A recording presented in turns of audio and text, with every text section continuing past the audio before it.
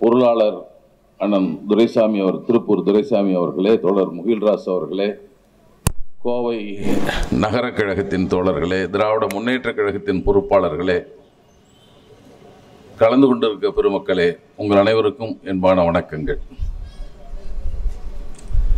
இந்த நிகழ்ச்சியில தலைப்பு ஏன் வேண்டும் திராவிட மாடல் ஆட்சி தான். அதை கூட சிவா ஒரு திருத்தம் சொன்னார், ஏன் தொடர வேண்டும் திராவிட ஆட்சி என்று செய்திருக்கலாம் என்று. அந்த ஆட்சி அதிகாரம் என்பது கொள்கையை நடைமுறைப்படுத்துவதற்காக தேர்தல் பாதைக்கு போய் நாம் வந்து நின்றிருக்கிற இடம் அது திராவிட மாடல் ஆட்சி. இந்த மண்ணில் எளிய மக்களை நோக்கிய கருத்துக்களை, அவருடைய முன்னேற்றத்திற்கான கருத்துக்களை பரப்பி பேசி போராடி வந்திருக்கிற திராவிடர் இயக்கமானாலும் பொதுவுடைமை இயக்கமானாலும் அவர்கள் முதன்மை நோக்கம் கொள்கையாக இருந்திருக்கிறதே தவிர ஆட்சியாக இருந்ததில்லை. ஆனாலும் அது செய்திருக்கிற மாற்றம் என்பது அடிப்படையிலிருந்து மாற்றத்தை செய்திருக்கிற இயக்கமாக திராவிடர் மாடல் ஆட்சி நடப்பது என்பதுதான் இப்ப நாம கருதி பார்க்கிற ஒரு முக்கியமான செய்தி. இந்த நாட்டில் ஒரு காலத்தில் இருந்த நிலை நம்மில் பலருக்கு தெரியாமல் இருக்கலாம். ஆனால் சுயமரியாதை இயக்கம் என்பது 1925 தொடங்கப்பட்டது. அதற்கு முன்னாலேயே பார்ப்பனர் அல்லாதார் இயக்கம் தொடங்கப்பட்டு அது நீதி கட்சி என்ற பெயரால், பெயர்னா அவங்க பெயர், கட்சியின் பெயர் தென்னிந்திய நல உரிமை சங்கம் தான். ஆனால் அவர் நடத்திய பத்திரிகை ஜஸ்டிஸ் என்ற ஒரு ஆங்கில ஏட்டை நடத்தினார்கள். ஆங்கில ஏடுகள்லாம் ஜஸ்டிஸ் பார்ட்டி என்று எழுதியது. தமிழ்ல நீதி கட்சி என்றார்கள். நாமும் இன்று வரை நீதி கட்சி என்றுதான் சொல்லிக் கொண்டிருக்கிறோம். ஒரு கட்சி யாரும் இதழை வைத்து பேசுவதில்லை. ஆனால் அந்த ஜஸ்டிஸ் என்பது ஆங்கிலத்தில் நடந்த காரணத்தால் அப்போது இந்த நாட்டை ஆண்டு கொண்டிருக்கிற ஆங்கிலேயர்களுக்கு தங்கள் செயல் திட்டத்தை பற்றி, மக்களின் விருப்பத்தை பற்றி எடுத்து சொல்வதற்காக நடத்தப்பட்ட ஏடுகள் அவை. பெரியாரும் குடியரசு தொடங்கியதாக சொன்னோம். 1925 தொடங்கினார். அதே பெரியார் ஒரு 3 ஆண்டு கழித்துடன் ஆங்கில ஏடு ஒன்று தொடங்கினார். அப்போது அவர் எழுதுகிறார், அப்போது தமிழ்நாட்டின் மக்களில் எழுத படிக்க தெரிந்தவர் 7 விழுக்காடு. அதுல 3 பாப்பான தள்ளிடுங்க, தங்களை இன்னும் உயர் ஜாதி என்று சொல்லிக் கொள்ளுகிற சில பேரை தள்ளிட்டீங்கன்னா 4 போனா 3ல தான் கொஞ்சம் பேர் நம்மால் இருப்பாங்க. இவ்வளவு பேர் இருந்து அவரிடம் தமிழ்ல ஏடு நடத்துவதே சிக்கல். ஆனாலும் ஆங்கிலத்திலும் பெரியார் ரிவோல்ட், புரட்சி என்கிற ஒரு ஏட்டை நடத்தினார். அது எதற்காக என்றால் எங்களுடைய எண்ண ஓட்டம் என்ன, எங்கள் எதிர்பார்ப்பு என்ன என்பது அப்போது ஆட்சியில் இருந்த ஆங்கிலேயர்களுக்கு தெரிவிப்பதும் அடுத்த மாநிலத்தை சேர்ந்தவர்களுக்கு தெரிவிப்பதற்குத்தான். அப்படிப்பட்ட ஏடுகளாக நடந்து அதன் வழியாக ஒரு இயக்கம் எழும்பி முதலில் இந்த நாட்டில் ஒரு தேர்தல் என்று நடந்தால் 1920 தான் நடக்கிறது. அப்போதுதான் நம்ம பாடத்தில் படித்தோடு மறந்திருப்போம், மாண்டேக செம்ஸ்போர்ட் சீர்திருத்தம் வந்தது. அவர்கள் சில துறைகளை மட்டும் நமக்கு கொடுப்பதற்கு ஒத்துக்கொண்டார்கள். எல்லா துறைகளும் அல்ல. காவல்துறை அரசு கீழ் வராது, நில நிர்வாகம் ரெவென்யூ டிபார்ட்மெண்ட் வராது, நிலம் குறித்த எந்த உத்தரவையும் அவங்க எடுக்க முடியாது. ஆனால் சட்டம் ஒழுங்கும் நிலம் வருமானம் போன்றவற்றை தங்கள் பையில் ஆங்கிலேயர்கள் வைத்துக்கொண்டு மற்ற துறைகளுக்கான அரசை ஏற்படுத்துவதற்கு தான் தேர்தல் நடத்தினார்கள். தேர்தல் நடத்திய போது இருந்த நிலையை நாம் கொஞ்சம் எண்ணி பார்த்தோம்னா, அப்போது இருப்பவர்கள் ஒன்று கற்றறிந்தவர்களாக இருக்க வேண்டும், அவங்களுக்கு வாக்குண்டு. இன்னொன்று பட்டா வச்சிருக்கணும், நிதி வருமான வரி செலுத்துகிற அளவுக்கு இருக்கணும், வரி செலுத்துவோருக்கு வாக்குரிமை உண்டு. அப்ப எவ்வளவு பேர் இருக்குதுன்னா 14 விழுக்காட்டு பேருக்கு கூட இருக்கவில்லை. கடைசியில் தான் 14 ஆச்சு. அந்த 14லும் பெண்களுக்கு வாக்குரிமை இல்லை. அப்படி தேர்ந்தெடுக்கப்பட்ட அரசாகத்தான் முதல் தமிழ்நாட்டில் சென்னை மாகாணத்தில் நீதி கட்சி ஆட்சி முதல்ல வந்தது. வந்தவுடன் அவர் ஜனவரியில தான் பதவியேற்றாங்க. மார்ச் மாதம் சட்டம் நிறைவேற்றினார்கள். பெண்களுக்கும் வாக்குரிமை உண்டு என்ற சட்டம் நிறைவேற்றப்பட்டது. அது எங்கன்னா தமிழ்நாட்டில் சென்னை மாகாணத்தில் மட்டும்தான், இந்தியா முழுக்க அந்த சட்டம் நிறைவேற்றவில்லை. எங்க மாகாணத்தில் ஏன் பெண்களுக்கு மட்டும் வாக்கு இல்லை? அந்த தகுதி நிர்ணயிப்பது என்பதே கூட உடன்பாடு இல்லை என்றாலும் அதில் அந்த தகுதியோடு இருக்க பெண்களுக்கு ஏன் வாக்குரிமை கொடுக்கக்கூடாது? இந்த கேள்வி எழுப்பப்பட்டது தமிழ்நாட்டில் தான். நீதி கட்சி தான் அந்த கேள்வி எழுப்பியது. அது சட்டமான பின்னால் 1923க்கு அப்புறம் 2 ஆண்டுகள் கழித்து ஒவ்வொரு மாநிலமாக சட்டம் இயற்ற தொடங்கின வந்தது. ஆனால் முதல்ல இங்கே தமிழ்நாட்டில் தான் அது தொடங்குது, சென்னை மாகாணத்தில் தான் தொடங்குகிறது. அந்த நீதி கட்சி என்பது அது ஆட்சியில் வர்றப்போ அவங்க சில கருத்துக்களை முன்வைத்து வந்தார்கள். அரசியல் ரீதியாக நான் சொல்கிறேன், இப்போ ஆட்சி அதிகாரம் என்று பேசுகிற போது அரசியல் கட்சியாக இருந்தது நீதி கட்சி தான். அப்போது பெரியார் காங்கிரஸில் இருந்தார். நீதி கட்சி ஆட்சிக்கு வரப்போ பெரியார் காங்கிரஸில் தமிழ்நாடு காங்கிரஸ் கமிட்டி தலைவராக இருந்தார் பெரியார். அப்போதுதான் முதல்ல தமிழ்நாடு காங்கிரஸ் ஒரு கட்சியே ஆரம்பிக்கப்பட்டது. அதற்கு முன்னால அப்படியெல்லாம் இல்லை, அமைப்புகள்லாம் தொடங்கப்படவில்லை. மொழி வழியாக காங்கிரஸ் திருத்தி அமைக்கப்பட்டது. அமைப்பு முறையை திருத்தி அமைத்தது என்பது 1920 தான் நாக்பூரில் நடந்த மாநாட்டில் காங்கிரஸில் தீர்மானிக்கிறாங்க. 21 தான் தலைவர் நியமிக்கப்படுகிறார்கள். பெரியார் அப்படி அமைக்கப்பட்ட தமிழ்நாடு காங்கிரஸ் கமிட்டியினுடைய முதல் தலைவர் பெரியார் தான். ஒரு 3-4 ஆண்டு தலைவராக இருந்தார், அப்புறம் பொதுச்செயலாளராக இருந்தார். ஆனாலும் நீதி கட்சி வந்தவுடனே என்னென்ன செய்தது என்பதை சிலவற்றை சொல்லிவிட வேண்டும்.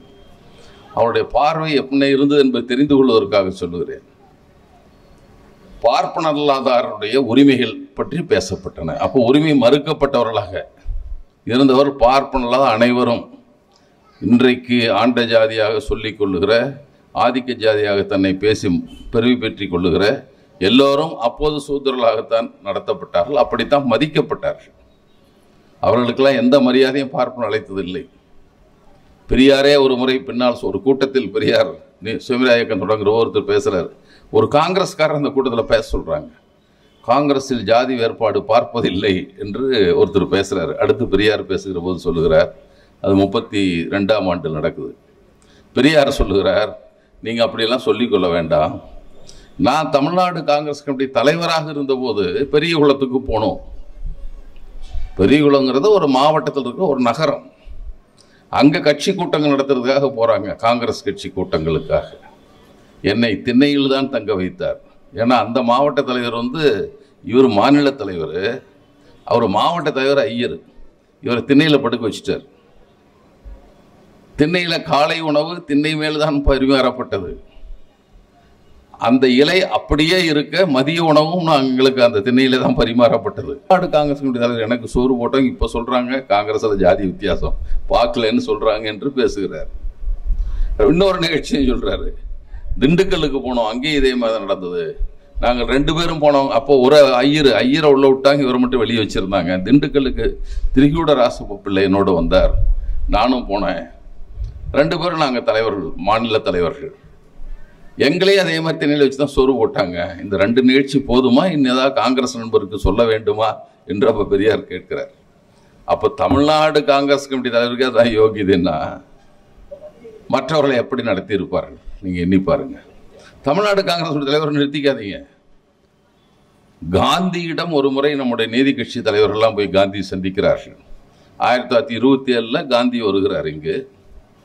அவர் தஞ்சையில் இருக்கிற போது தஞ்சையில் போய் தஞ்சை மாவட்டத்தை சேர்ந்த சுயமரியாதை இயக்க தோழர்கள்லாம் போய் சந்திக்கிறார்கள். சுயமரியாதை இயக்க தோழர்களும் நீதி கட்சி ஆளும்.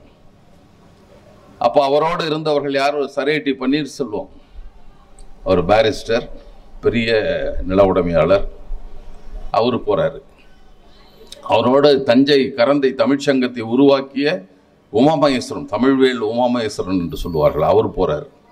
அவங்கெல்லாம் சுயமரியாதை இயக்க தலைவர்கள். இவங்கெல்லாம் போய் காந்தி கிட்ட பேசுறாங்க, நீங்க ஒரு நாட்டினுடைய ஒட்டுமொத்த இந்தியாவுக்கு தலைவராக கருதப்படுகிறீர்கள். ஆனால் இந்த நாட்டில் மிக மோசமாக பார்ப்பனல்லாத சிக்கல் போய்கொண்டிருக்கிறது. அவங்க மிக மோசமாக பார்ப்பனல்லாத மக்களை நடத்துகிறார்கள். அது குறித்து நீங்கள் எதுவும் பேச மாட்டேன் என்று சொல்லுகிறீர்கள் என்று கேட்கிறார். ஏன் நீங்கள் ஒரு தலைவர் நீங்கள் பேச வேண்டாமா? அதை ஏன் பேச மறுக்கிறீர்கள், அமைதி காக்கிறீர்கள் என்று கேள்வி கேட்கிறார்கள். காந்தி கிட்ட போய் நம்ம தமிழ்நாட்டு தலைவர்கள். போய் கேட்கிறார்கள், நீதி கட்சி சுயமரியாதை இயக்க தோழர்கள் கேட்கிறார்கள். அப்போ காந்தி சொல்கிறாரு, இல்லை இல்லை பாப்பான்லாம் எவ்வளோ மாறிட்டான், நீங்கள் இன்னும் ஏன் திட்டுறீங்க? எப்போ 1927 சென்ற முறை நான் வந்தேன் தமிழ்நாட்டுக்கு, 1924 வந்திருக்கிறார். வந்தபோது சீனிவாச ஐயங்கார் தமிழ்நாடு காங்கிரஸ் கமிட்டி தலைவர். சீனிவாச ஐயங்கார் என்னை திண்ணையில் தான் தங்க வைத்திருந்தார். அவர் சொல்கிறார், காந்தியவே இந்த பாப்பான் திண்ணையில் தான் படுக்க வச்சிருக்கான். ஆனால் இந்த முறை நான் வந்தேன், என்னுடைய மனைவி அவங்களோட சமையல் கட்டு வரை உள்ளே போய் வந்தார், பார்ப்பனர்கள்லாம் மாறிவிட்டார்கள் என்று சொல்லுகிறார். அவர் சொல்லாம விட்ட செய்தி என்னன்னா, 25 சுயமரியாதை இயக்கம் தொடங்கிடுச்சு பெரியார். பார்ப்பனருக்கு எதிர்த்து பார்ப்பனலாதாருக்கு ஆதரவான பரப்புரை கடுமையாக நடந்த வேலை, வேறு வழி இல்லாமையே காந்தி உள்ள அனுப்பியிருக்கான். இதுதான் அப்போது நமக்கு இருந்த நிலை. நம் கல்வி நிலை என்னவாக இருந்தது? நம் படிப்பு என்ன படித்திருந்தோம்னா, மிக கல்வியில் நம்ம இடமே இல்லை. 650 பேர் பட்டதாரிகள் என்றால் நம்மால் 72 பேர் இருக்கான். 3 விழுக்காட்டுக்காரன் 650 பேர் இருக்கான். 97 விழுக்காட்டை சேர்ந்த மக்களில் இவ்வளவுதான், கொஞ்சம் பேர் தான் இருக்காங்க. இதில் ஐஏஎஸ் தேர்வெல்லாம் எழுதுவதற்கு இப்போ எழுதுன மாதிரி அப்போ ஐசிஎஸ் என்று இருந்தது. அப்போ அந்த தேர்வு இந்தியர்களுக்கும் எழுதுவதற்கு அனுமதி கொடுத்தார்கள். 1892 கொடுக்குறான். 85 காங்கிரஸ் தீர்மானது கேட்குது, உயர் பதவியில் எங்களுக்கு இடம் வேணும், இந்தியருக்கும் கொடுன்னு கேட்குது. இந்தியரும் கொடுத்தா பாப்பானுக்கு கொடுன்னு தான் அர்த்தம். கேட்குறாங்க. தமிழ்நாட்டிலும் நடக்கிறது. அந்த மாற்றத்தை குறித்து அறிந்து கொள்வதற்கு ஒரு குழு அங்கிருந்து இங்கிலாந்திலிருந்து வர்றாங்க. என்ன நடந்திருக்கிறது, நம் சட்டத்தினால் ஏதாவது பலன் ஏற்பட்டிருக்கா என்று பார்க்க வருகிறார்கள். பார்க்க வந்தபோது அங்கிருந்து தலைமைச் செயலாளர் அலெக்சாண்டர் கார்டின்னு ஒருத்தர் இருந்தார். அவர்கிட்ட கேட்குறாங்க. அவர் புள்ளி விவரங்களை கொடுக்குறார். இந்த நாட்டில் இவங்க வந்தது என்பது 14ஆம் ஆண்டு, 1914. இன்றைக்கு 110 வருஷத்துக்கு முன்னால் இந்த ஊரில் இருந்து ஐசிஎஸ் தேர்வுக்கெல்லாம் எழுதினாங்க. 16 பேர் தேர்ச்சி அடைந்திருக்கிறார்கள். 16 பேரில் 15 பேர் பார்ப்பனர்கள், ஒருவர் பார்ப்பனலாதார் இல்லை, வேறு மதத்தை சார்ந்தவர், வேற யாரும் இல்லை, அவர் கிறிஸ்தவர் ஒருத்தர். மீதி 15 பேர் இந்துக்கள்ல எல்லாமே பார்ப்பான் தான். இப்படி ஒரு நிலையை அவர் அறிக்கையாக கொடுத்திருக்கார். அதை சரிப்பேட்டி தியாகராயர் இந்த கட்சியை எங்கள் ஏன் ஆரம்பிக்கிறோம் என்பதற்கு பார்ப்பனலாதார் பேரறிக்கை, நான் பிராமின் மேனிஃபெஸ்டோ என்ற ஒன்றை வெளியிட்டார். அந்த அறிக்கையில் அதெல்லாம் சொல்றார். எப்படியெல்லாம் எங்கள் மக்கள் புறக்கணிக்கப்படுகிறார்கள், எவ்வளவு எங்களை அவமானப்படுத்துகிறார்கள், நாங்கள் இந்த நாட்டினுடைய உங்களுடைய பிரஜை அல்லவா, நீங்கள் எங்களுக்கான உரிமையை தரவில்லையே என்பதெல்லாம் கேள்வியாக எழுப்புகிறார்கள். அதில் படிக்கிறார் இதை. நான் அப்போது ஒன்று சொல்லுவேன். மீண்டும் 2016 ஒரு செய்தி உங்களுக்கு நினைவூட்ட விரும்புகிறேன். அதுதான் கடைசி ஆண்டு நீட் தேர்வு இல்லாமல் மருத்துவக் கல்லூரியில் அனுமதி நடந்தது. கடைசி ஆண்டு அதுதான். 2017 நீட் வந்துருச்சு. அப்போ அந்த தேர்வில் தமிழ்நாட்டில் மதிப்பெண் அடிப்படையில் சேர்த்ததில் 200க்கு 200 வாங்கியிருந்தோம் 17 பேர். தமிழ்நாட்டில் 200க்கு 200 மதிப்பெண் கட் ஆஃப் மார்க் 200க்கு 200ன்னு வாங்கினோம் 17 பேர். அதில் 15 பேர் பிற்படுத்தப்பட்டவர்கள், மிகவும் பிற்படுத்தப்பட்டவர்கள், பிற்படுத்தப்பட்ட இஸ்லாமியர், பட்டியலினத்தவர் என அனைவரும் இருந்தார்கள். 15 பேரில் 17ல் 15 நம்மால் எல்லாமே. இப்போ 2 பேர் பார்ப்பானா நீங்கள் நினச்சிடாதீங்க, அதுவும் கிடையாது. அவன் பொது போட்டியில் வந்தான் என்பதற்கு காரணம் அவர் அப்பா முஸ்லீம், அம்மா கிறிஸ்டியன்.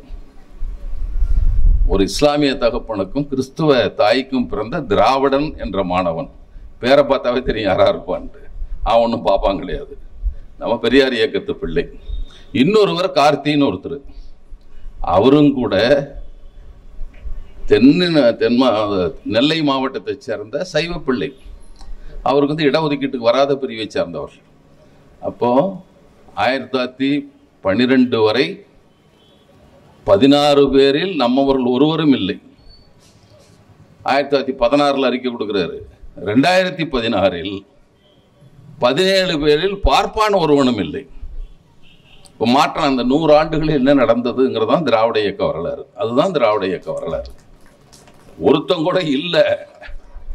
இப்போது பார்ப்பனர் ஒருத்தம் கூட இல்லை. 2016 எந்த மாற்றம் எப்படி நடந்தது? அதுக்கு ஏதாவது மந்திரந்திரம் போட்டு நடந்ததெல்லாம் இல்லை.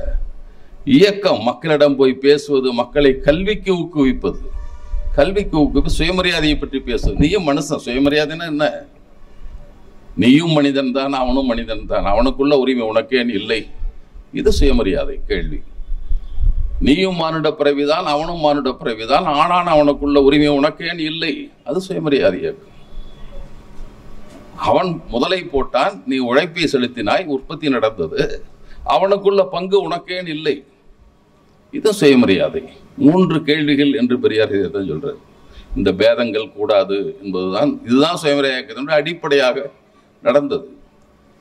அப்ப அந்த அடிப்படையில் எழுப்பப்பட்ட கேள்விதான் நம்மை கொஞ்சம் கொஞ்சம் சிந்திக்க வைத்தது. அதில் ஒன்றுதான் தோழர்களே, நிகழ்ச்சியின் தொடக்கத்தில் ஏராளமான பேர் சால்வைகளை அணிவித்தார்கள், பார்த்திருப்பீங்க. இதுவும் எப்படி வந்தது? காங்கிரஸ் கட்சி இந்த நாட்டுக்கு விடுதலை வாங்கி கொடுப்பதற்காக தொடங்கப்பட்ட கட்சின்னு அவங்க சொல்லிட்டாங்க. நம்ம அதை ஏற்றுக்கல. பெரியாரும் புரட்சியாளர் அம்பேத்கரும் ஏற்றுக்கொள்ளவில்லை. இழந்துவிட்ட பார்ப்பன மேலாண்மையை மீண்டும் நிறுவுவதற்கு செய்யப்படுகிற முயற்சி. அவங்க அப்படிதான் நினைச்சான், அவங்க 2 பேரும் நினைச்சாங்க.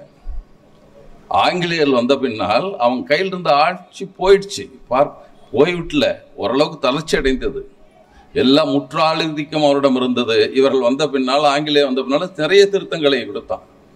நீங்க ஒரு அரசாணை போட்டிருக்கான், ஆச்சரியப்படுவீர்கள். 1836 சூத்திரர்கள் நாற்காலியில் உட்காரலான்னு ஒரு உத்தரவு போட்டா எப்படி இருக்கு நம்ம நிலைமை? நீ பணக்காரனா இருக்கலாம், ஜமீன்தார் இருக்கலாம், நீ சேர் பெருசா வாங்கி போட்டுக்கலாம், சிம்மாதமா வச்சுக்கலாம், ஆனால் 4 பேர் பார்க்காம அதில் உட்காரக்கூடாது நீ. இதுக்கு ஆங்கிலேயம் ஒரு சட்டம் போடுறான்னா எவ்வளோ கேவலமான நல்லா இருந்திருக்கும் நினைச்சு பாருங்க. அதே காலகட்டத்தில் தான் சூத்திரர்கள் சொத்து வாங்கலாம் என்று ஒரு சட்டத்தை கொண்டு வந்தார். அதுக்கு முந்தைய வாங்க முடியாது. இந்த மேல் வர்ணமாக கருதப்படுகிறவங்க தான் வாங்கணும். பிராமணர், சத்திரியர், வைசியர். சத்திரியன் நம்மூர் சத்திரியன், நம்மூர் வைசியம் இல்லை. அதை எச்சரிக்காமல் எழுதிட்டான். விந்தியத்திற்கு தெற்கே 2 ஜாதி தாயா, வடக்க தான் 4 வர்ணம், இங்கே வந்து 2 வர்ணம் தான். பார்ப்பனர் சூத்திரர் 2 தான், வேற யாரும் கிடையாதுன்னு எழுதி வச்சுட்டான். அப்போ அவர்களை தவிர யாரும் சொத்து வைத்திருக்க முடியாது. சொத்து வாங்கலான்னு ஒரு சட்டம் போட்டானா எப்படி நம்ம நல்லா இருந்திருக்கோம்? அது நாற்காலியில் உட்காரத்துக்கு ஒரு அரசாணை போடுதுன்னா அப்போ எவ்வளவு ஆதிக்கத்தில் நம்ம வைத்திருந்திருப்பான், எவ்வளோ எதிர்த்து போராட்டம் நடந்திருக்கும். அப்படித்தான் காங்கிரஸ் கட்சியே ஒரு பள்ளிக்கூடம் நடத்துச்சு. மக்களுக்கு வந்து ஒரு சுயமரியாதை, ஒரு தேசபக்தியை உண்டாக்க வேண்டும். காங்கிரஸ் தேசபக்தி கொண்ட கட்சி இல்லவா அது அப்படின்னு அவன் சொல்லிக்கிட்டு இப்போ தேசம் தேசம்னு பேசுகிறான்லப்பா, இவன் அந்த மாதிரி தான் பிஜேபிக்காரனுங்க. அவன் இப்போ காங்கிரஸுக்கும் பாதி ரோல், பிஜேபி ரோலையும் காங்கிரஸ் தான் அப்போ செஞ்சுக்கிட்டு இருந்தது. அப்போ வந்து அவர்கள் பேசிக்கொண்டு இருந்த காலம், ஒரு பள்ளிக்கூடத்தை தேசிய கல்விக்கூடம் ஒன்றை உருவாக்க வேண்டும். காங்கிரஸ் பணம் கொடுத்து ஆரம்பிக்கிறாங்க. காங்கிரஸ் பணம் கொடுத்தா ஒரு குருகுலம் அங்கேயே தங்கி படிக்கிறது. இப்போ வந்து புதிய கல்விக் கொள்கையில் வச்சிருக்கான். பள்ளிகள் முறையில் ஒரு முறை குருகுல முறை, மாணவர்கள் போய் குரு வீட்டிலேயே தங்கிட்டு அங்கேயே படிக்கிறதுங்கிற முறையும் அறிவிச்சிருக்கான். பள்ளிகள் முறையில் புதிய கல்வி சொல்லுது. அதான் நம்ம ஏற்றுக்க மட்டும் கோச்சிக்கிறானுங்க. ஏண்டா நாங்கள் குருகுலத்தில் அந்த காலத்திலே பார்த்துட்டோம்டா, சேரன் மதேவி எங்கள் காசை போட்டு நடத்தலையே அப்படி நடந்தது. அப்போ காங்கிரஸ் முதல்ல பணம் 5000, பெரிய தொகை 5000ங்கிறத கொடுத்து ஆரம்பித்தாங்க. நன்கொடைகளை திரட்டி கொடுத்தார்கள். சுயமரியாதை இயக்கம் அப்போ தொடங்கப்படவில்லை. சுயமரியாதை இயக்கத்தில் பின்னால் பொருளாளராக வந்தார் ஒருத்தர், வைசு சண்முகம் என்று. அவர் வந்து செட்டிநாட்டுக்காரர், கானாடு காத்தான் என்ற ஊரை சேர்ந்தவர். அந்த ஊரில் அவர்கிட்ட வந்து கேட்குறாங்க, குருகுலம் ஆரம்பிக்கிறதுக்கு எவ்வளோ வேணும்? அவர் எப்பவும் பெரியாரோடய இருப்பவர். எவ்வளோ வேணும்? ஒரு இடம் பார்த்துருக்கோம், 31 ஏக்கருங்க, அதை வாங்கணும், அதுக்காக நிதி உங்ககிட்ட வந்திருக்கோன்னு சொல்கிறாங்க. அது எதுக்கே 31 ஏக்கர் நான் வாங்கி கொடுத்துறேன்னு வாங்கி கொடுத்துட்டார். அவர் 31 ஏக்கரை ஒரு தனி மனிதராக வாங்கி தருகிறார். பின்னால் அவர் பெரியாரின் சுயமரியாதை இயக்கத்துக்கு பொதுச் செயலாளராக பொருளாளராக இருந்தது மட்டுமில்லை, அவரே ஜாதி மறுப்பு திருமணம் செய்து கொண்டார்.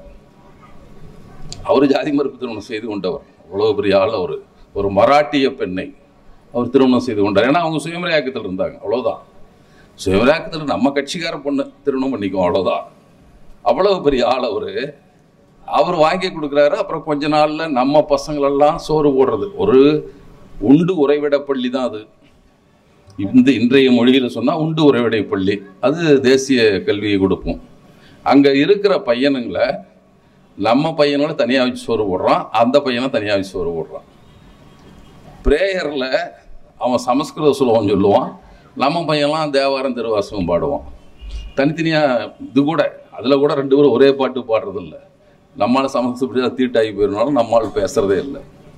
இப்படியெல்லாம் செய்ததை பார்த்த பின்னால் அந்த பையன் வந்து அவங்க அப்பா கிட்ட போய் சொல்றான், அப்பா இந்த மாதிரி பண்றாங்கப்பா, அங்க நான் போகலங்கிறான். விடுமுறையில் வந்த பையன் போக மாட்டேங்கிறான். ஏண்டான்னு கேட்குறாரு.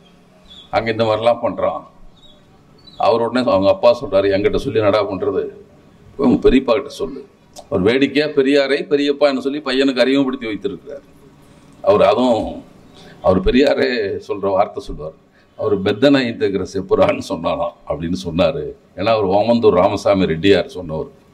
அவர் பெரியாரிடம் போய் சொல்லு, உங்கள் பெரியப்பன்ட்ட போய் சொல்லு, அவர் தான் எதாவது கேட்பார். அவர் முதலமைச்சராக இருந்தார் காங்கிரஸில். அதுக்கப்புறம் தமிழ்நாட்டின் சென்னை மாகாணத்தின், அப்போ பிரதமர், அதுக்கு பதவிக்கு பேர், சென்னை மாகாணத்தின் பிரதமராக இருந்தவர் அவர். அவங்க பையனுக்கு சோறு போடலன்னா போய் பெரியார்கிட்ட சொல்லுங்கிறாரு. அப்புறம் பெரியார் வந்து இஷ்யூ ஆக்குறாரு. அதை பிரச்சனையாகி அதற்கான போராட்டம் நடக்குது. முதல்ல எல்லாத்தையும் சோறு போடு. உடனே அவர் அறிக்கை விடுறாங்க. காங்கிரஸ் கட்சியினுடைய பொதுச் செயலாளர் பெரியார், தலைவராக வந்து வரதராஜன் நாயுடு, 2 பேரும் அறிக்கை விடுறாங்க. குருகுலத்தில் இப்படி நம்ம தீண்டாமை நடப்பதாக கேள்விப்படுகிறோம், நம் பார்ப்பனாத மாணவர்களை அவமதிப்பதாக கேள்விப்படுகிறோம். இது குறித்து தீர்வு ஏற்படும் வரை யாரும் அந்த குருகுலத்துக்கு நன்கொடை அளிக்க வேண்டாம். அது காங்கிரஸ் கட்சியே நடத்துகிற பள்ளிக்கூடம். காங்கிரஸ் கட்சியினுடைய தமிழ்நாடு தலைவரும் தமிழ்நாடு பொதுச்செயலாளரும் அறிக்கை விடுறாங்க, யாரும் கொடுக்க வேண்டாம். வசூலித்திருந்தால் அதை உங்களிடமே வைத்திருங்கள், அடுத்த அறிவிப்பார் வர கொடுக்காதவங்களுக்கு முதல்ல அறிவிக்கிறாங்க. அது பிரச்சனையாகுது, பேச்சுவார்த்தை நடக்குது.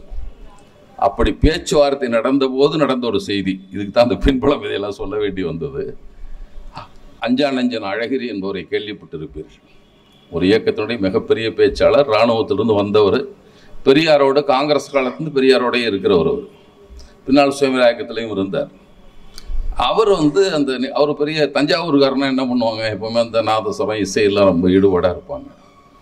ஒரு கல்யாண கோஷ்டிக்கு ஊர்வலம் போது இவர் பின்னாலே போயிடுறாரு, பாட்டு கேட்டுட்டு போயிடுறாரு. இவங்கெல்லாம் இங்கே பேசிகிட்டு இருக்கிறாங்க, அவர் பாட்டில் பாட்டு கேட்டு போயிட்டுருக்காரு. அப்போ ஒரு சின்ன பிரச்சனை. வர்றான் ஒரு பையன், நாதஸ்வர வித்வான்ட்ட சொல்கிறான், தோளில் போட்ட துண்டை எடு அப்படிங்கிறான். அவன் சொல்கிறான், இல்லைங்க இடுப்பில் தான் கட்டிருக்கேன் துண்டை, இது ஒரு துண்டு துணி வேர்த்தை துடைக்கிறதுக்கு, தோளில் எங்களுக்கு முன்னால் போட்டால் எங்களுக்கு அவமானம், எடு அப்படிங்கிறான். அவர் வெறும் வேர்வை துடைக்கிறதுங்க, அது துண்டு இல்லைங்க, சின்ன துணிங்கிறான். ஏதாலும் இடுப்பில் சரிக்கும், தோளில் போடாதேங்கிறான். உடனே இவர் அழகிரி சொல்கிறார், எடுக்காதேன்னு கத்துறாரு பின்னால் இருந்து. இவர் பாட்டு கேட்டார். அவர் வந்து தமிழ்நாட்டில் பிரபலமான ஒரு இசை கலைஞர், நாதஸ்வர கலைஞர். பெரியார் சொல்கிறாரு, அவருக்கு 300 ரூபா கொடுத்து 2 செகண்ட் கிளாஸ் டிக்கெட்டு. இப்போ செகண்ட் கிளாஸ் இல்லை, அப்போ ஒரு செகண்ட் கிளாஸ் இருந்தது. இப்போ தேர்ட் கிளாஸ்ன்னு 1, 2, 3 இருந்தது. இந்திரா காந்தி ஒரு புரட்சி பண்ணாங்க, அந்த செகண்ட் கிளாஸ்ன்னு எடுத்தோடனே இது செகண்ட் கிளாஸ் ஆகி போச்சு. அப்படி இருந்தது. அப்போ செகண்ட் கிளாஸ் டிக்கெட் அனுப்பிச்சு அவருக்கு அனுப்பணும். அவ்வளோ பெரிய வித்வானவர். அதை இசைச்சு கேட்டு போடுற, அவரை போடக்கூடாதுங்கிறான். இவர் சொல்கிறாரு, எடுக்காத அப்படிங்கிறாரு. இவர் அப்படியே நிற்கிது. அங்கிருந்து ஓடுறாரு. பக்கம்தான் பெரியார்லாம் இருக்காங்க. ஐயா என்ன பண்ணலாம், எடுக்க வேண்டாம்னு சொல்லியா, கூட்டி வாயா, நாம காசு கொடுத்துக்கலாம். அதை எப்படி அவன் கேட்குறான், அவன் யார் துண்டு போடுவான்னு சொல்கிறதுக்கு, நம்மள்கிட்ட அவரை பொறுத்த வரைக்கும் அவமானப்படுத்தணும் நம்மளால் தான், எடுக்காதேன்னு சொல்கிறாரு. சரி, உடனே போய் அழகிரிக்கு போகலாம், நீ வாசிக்காதங்கிறாரு. கல்யாண வீட்டுக்காரனுக்கு பிரச்சனை, நாதஸ்வரம் இல்லாமல் உருவம் நடந்ததுன்னா மேளம் இல்லாமல் போனால் நமக்கு அவமானம். அவன் கெஞ்சிறான், தோளில் துண்டு போட்டு தான் வாசிப்பார் அப்படின்னா வாசிப்பார். அங்கவஸ்தாவை தோளில் போடுங்கிறார். அவர் முதல்ல சின்ன துணி தான் போட்டிருந்தார், எடுத்து அங்கவஸ்தையை போடியா, தோளில் போட்டு ஊதிட்டு போ. இதுதான் முதல் நிகழ்ச்சி. அதற்கப்புறம் தான் சுயமரியாதை இயக்கம் எந்த சிற்றூரில் கூட்டம் நடத்தினாலும் அந்த ஊரில் யார் மதிக்கப்படாத மனிதராக, அவமானப்படுத்த மனிதனாக இருந்தாரோ அவர் கட்சிக்காரராக இருப்பார். மேடையில் உட்கார வைப்பாங்க, கொண்டு முதல்ல சேரில் உட்காரு, இல்லையா உங்கள் ஆளுங்கெல்லாம் உங்கள் ஊருக்காரெல்லாம் போட்டு நீ உட்காரு சேரில். அவர் எல்லோரையும் தோளில் துண்டு போட்டு தான் உட்காரணும், அதெல்லாம் துண்டு போட்டு தான் உட்காரணும். துண்டு இல்லாமல் நீ போடுற பழக்கில் இன்னைக்கு போடியா, அப்புறம் போய் எடுத்துக்கா, இங்கே உட்காரப்ப துண்டு போட்டு தான் இருக்கணும். வருகிற அனைவருக்கும், குறிப்பாக பட்டியலினத்தை சேர்ந்தவர்களை வலுக்கட்டாயமாக உட்கார வைத்து துண்டு போட்டது தான், துண்டு போட்டதனுடைய முதல் தொடக்கம் அது. அப்படிதான் திராவிட இயக்கத்தில் அனைவரும் துண்டு போடுகிற பழக்கம் உருவானது. அதற்கு பின்னால் அண்ணா சொன்னார், கைத்தறி நெசவாளர்களுக்கு நாம் வாழ்வு கொடுக்க வேண்டும், அதனால எல்லோரும் கைத்தறி வேட்டிகளும் கைத்தறி இதை வாங்குங்க, அணிவிப்பதும் கைத்தறி துண்டுகளை அணிவிங்கள். அண்ணா பின்னால் அவர் இன்னொரு கோணத்தில் அதை எடுத்து சென்றார். ஆனால் இப்படி தான் ஆரம்பிச்சது. முதல்ல துண்டு போடுறதுக்கே ஒரு பெரிய பிரச்சனை, அதுக்கு ஒரு போராட்டம், அதற்கு ஒரு சிக்கல். அது குறித்து எல்லா தோழர்களுக்கும் அறிவிப்பு, உங்கள் கூட்டத்துக்கு நடந்தால் எல்லாத்தையும் அந்த ஊருக்கு உட்கார வச்சு உனக்கு தோளில் துண்டு போட்டு உட்கார வை மேடையில் என்பது. இப்படிப்பட்ட பழக்கங்கள்லாம் ஒவ்வொரு கட்டமா எதுனா இந்த இயக்கத்தின் தொடக்கம் என்பதே மக்கள் அரசின் கவனத்திற்கோ அல்லது அந்த நாட்டின் முக்கியஸ்தர் கவனத்திற்கோ போகாமல் இருக்கிற எங்கோ இருக்கிற எளிய மக்கள், அவருடைய சிக்கல்கள், அதை புரிந்து அதை மாற்றுவதற்கு என்ன செய்வது, இதுதான். அதுல பெரியாரின் சுயமரியாதை இயக்க மாநாட்டில் எல்லா மாநாடுகளிலும் பெரியாரை பற்றியும் ஒரு 3 மாநாடு மாகாண மாநாடு நடத்துறாங்க. அப்போ அந்த மாநாட்டில் எல்லா மாநாட்டிலையும் வந்து தொடக்க உரை என்பது பெண்ணாகத்தான் இருப்பார். அப்படி வந்து விருதுநகர்ல ஒரு மாநாடு, அப்போ வந்து அந்த மாநாட்டில் தொடக்க உரைன்னு ஆற்ற சொன்னது யாருன்னா நம்ம சுபவியினுடைய அம்மாவை. அப்பதான் திருமணம் பண்ணிட்டு வந்திருக்கிறாங்க. அதெல்லாம் கிடையாதுப்பா, உன் மனைவி தான், நீ கட்சிக்காரன் தானே, நீ உன் மனைவி ஏன் தயார் பண்ணல, நீ இது வரைக்கும் நீ தான் உன் மனைவி தான் பேசணும். இவங்க சொல்லி ஏற்றி அந்த அம்மா தான் தொடக்க உரை, குடியரசுல முழு பக்கம் அவங்க உரையை போட்டிருக்காங்க. அவங்க உரையை வந்து முழுசா போட்டு அப்போ நான் பேசினேன். ஏங்க அப்போ எங்கள் அம்மாவுக்கு 16 வயசுங்களாங்க, அப்போ தான் கல்யாணம் பண்ணிட்டு வந்தாங்களா, அதை சொல்லி நான் கேட்டிருக்கேன். உங்கள் அப்பா என்ன தொல்லை பண்ணிட்டாருப்பா, நீ படிச்சு தான் போய் நீ மனப்பாடம் கூட பண்ணிக்க, ஆனால் பேசுறது கொஞ்சம் பேசலவங்க ஒரு முழு பக்கம் வர்ற அளவுக்கு பேசுகிறாங்க. கொடியேற்றுவது தொடக்க உரை என்பது எப்போதும் சுயமரியாதை இயக்கத்தில் பெண்களாகத்தான் இருக்கிறாங்க. அப்போ பெண்களுக்கான பல திட்டம்னா அதுக்காக இந்த இதை மட்டும் எடுத்து முதல் சுயமரியாதை இயக்க மாநாட்டில் என்னென்ன நடந்தது அப்படிங்க மட்டும் அரசியல் ரீதியாக விட்டுருங்க, சமூக ரீதியாக மக்கள் பிறவியில் உயர்வுதாள் உண்டென்ற கொள்கையை இம்மாநாடு அடியோடு மறுப்பதுடன் அதை ஆதரிக்கும் மதம், வேதம், சாஸ்திரம், புராணங்கள் எல்லாம் பொதுஜனங்கள் பின்பற்றக்கூடாதென்றும் வர்ணாசிரமம் என்ற கொடுமையான கட்டுப்பாட்டையும் சமுதாய முறையில் காணப்படும் பிராமணர், சத்திரிய, சூத்திரர், பஞ்சமர் முதலிய ஆட்சேபரமான பிரிவுகளையும் ஏற்றுக்கொள்ளக்கூடாதென்றும் மனித நாகரிகத்திற்கும் தேச முன்னேற்றத்திற்கும் தடையான தீண்டாமை ஒழித்து எல்லா பொது ரஸ்தாக்கள், குளங்கள், கிணறுகள், பாடசாலைகள்லாம் எடுக்கணும் அப்படின்னு ஒன்று தீர்மானம்.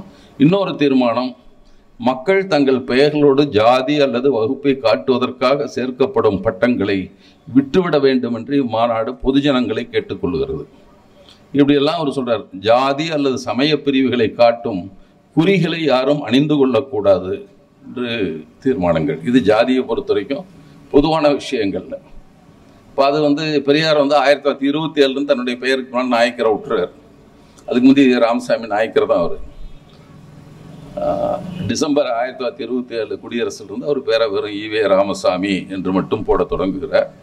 அந்த மாநாட்டிலே WPS Soundarapandian district board chairman, அவர் மதுரை ராமநாதபுரம் மாவட்ட அந்த பிறந்த நகராண்மை மாவட்ட கழகத்தினுடைய தலைவராக இருக்கிறார். அரசை போச்சு இந்த டிஸ்ட்ரிக்ட் போர்டுன்னு இப்போ வந்து மாவட்ட ஊராட்சி என்பதை போல வைத்திருந்தார்கள். அதில் வந்து தலைவராக இருந்தவர் ஒரு பெரிய பணக்காரர், ஒரு கற்றறிந்தவர். அவர் தான் அந்த மாநாட்டுக்கு தலைவரும் கூட. அவர் முதல்ல அறிவிக்கிறார், இனிமேல் நான் சவுந்தரபாண்டியன் என்றே அறியப்படுவேன், நாடார் இல்லைங்கிறாரு. அடுத்து ராமச்சந்திர சேர்வை என்ற ஒருவர், அவர் வர்றாரு. அவர் வந்து இனிமேல் அவர் ஒரு வழக்கறிஞர், அவர் டிஸ்ட்ரிக்ட் போர்டு, அவரும் ஒரு தாலுக் போர்டு சேர்மனாக இருக்கார். என்ன அப்படி எல்லாம் பெயரெல்லாம் விடுறாங்க. இப்போ அதனால தான் இப்போ கூட பார்க்குறோம். இப்போ ராமதாஸ் ஜாதி பிரச்சனை வேணால் கிளப்பி விடலாம், ஆனால் ராமதாஸ் தான் அவர். ஈஸ்வரன் ஜாதி கட்சி தலைவராக இருக்கலாம், ஈஸ்வரன் தான். சேதுராமன் இருக்கலாம், சேதுராமன் தான்.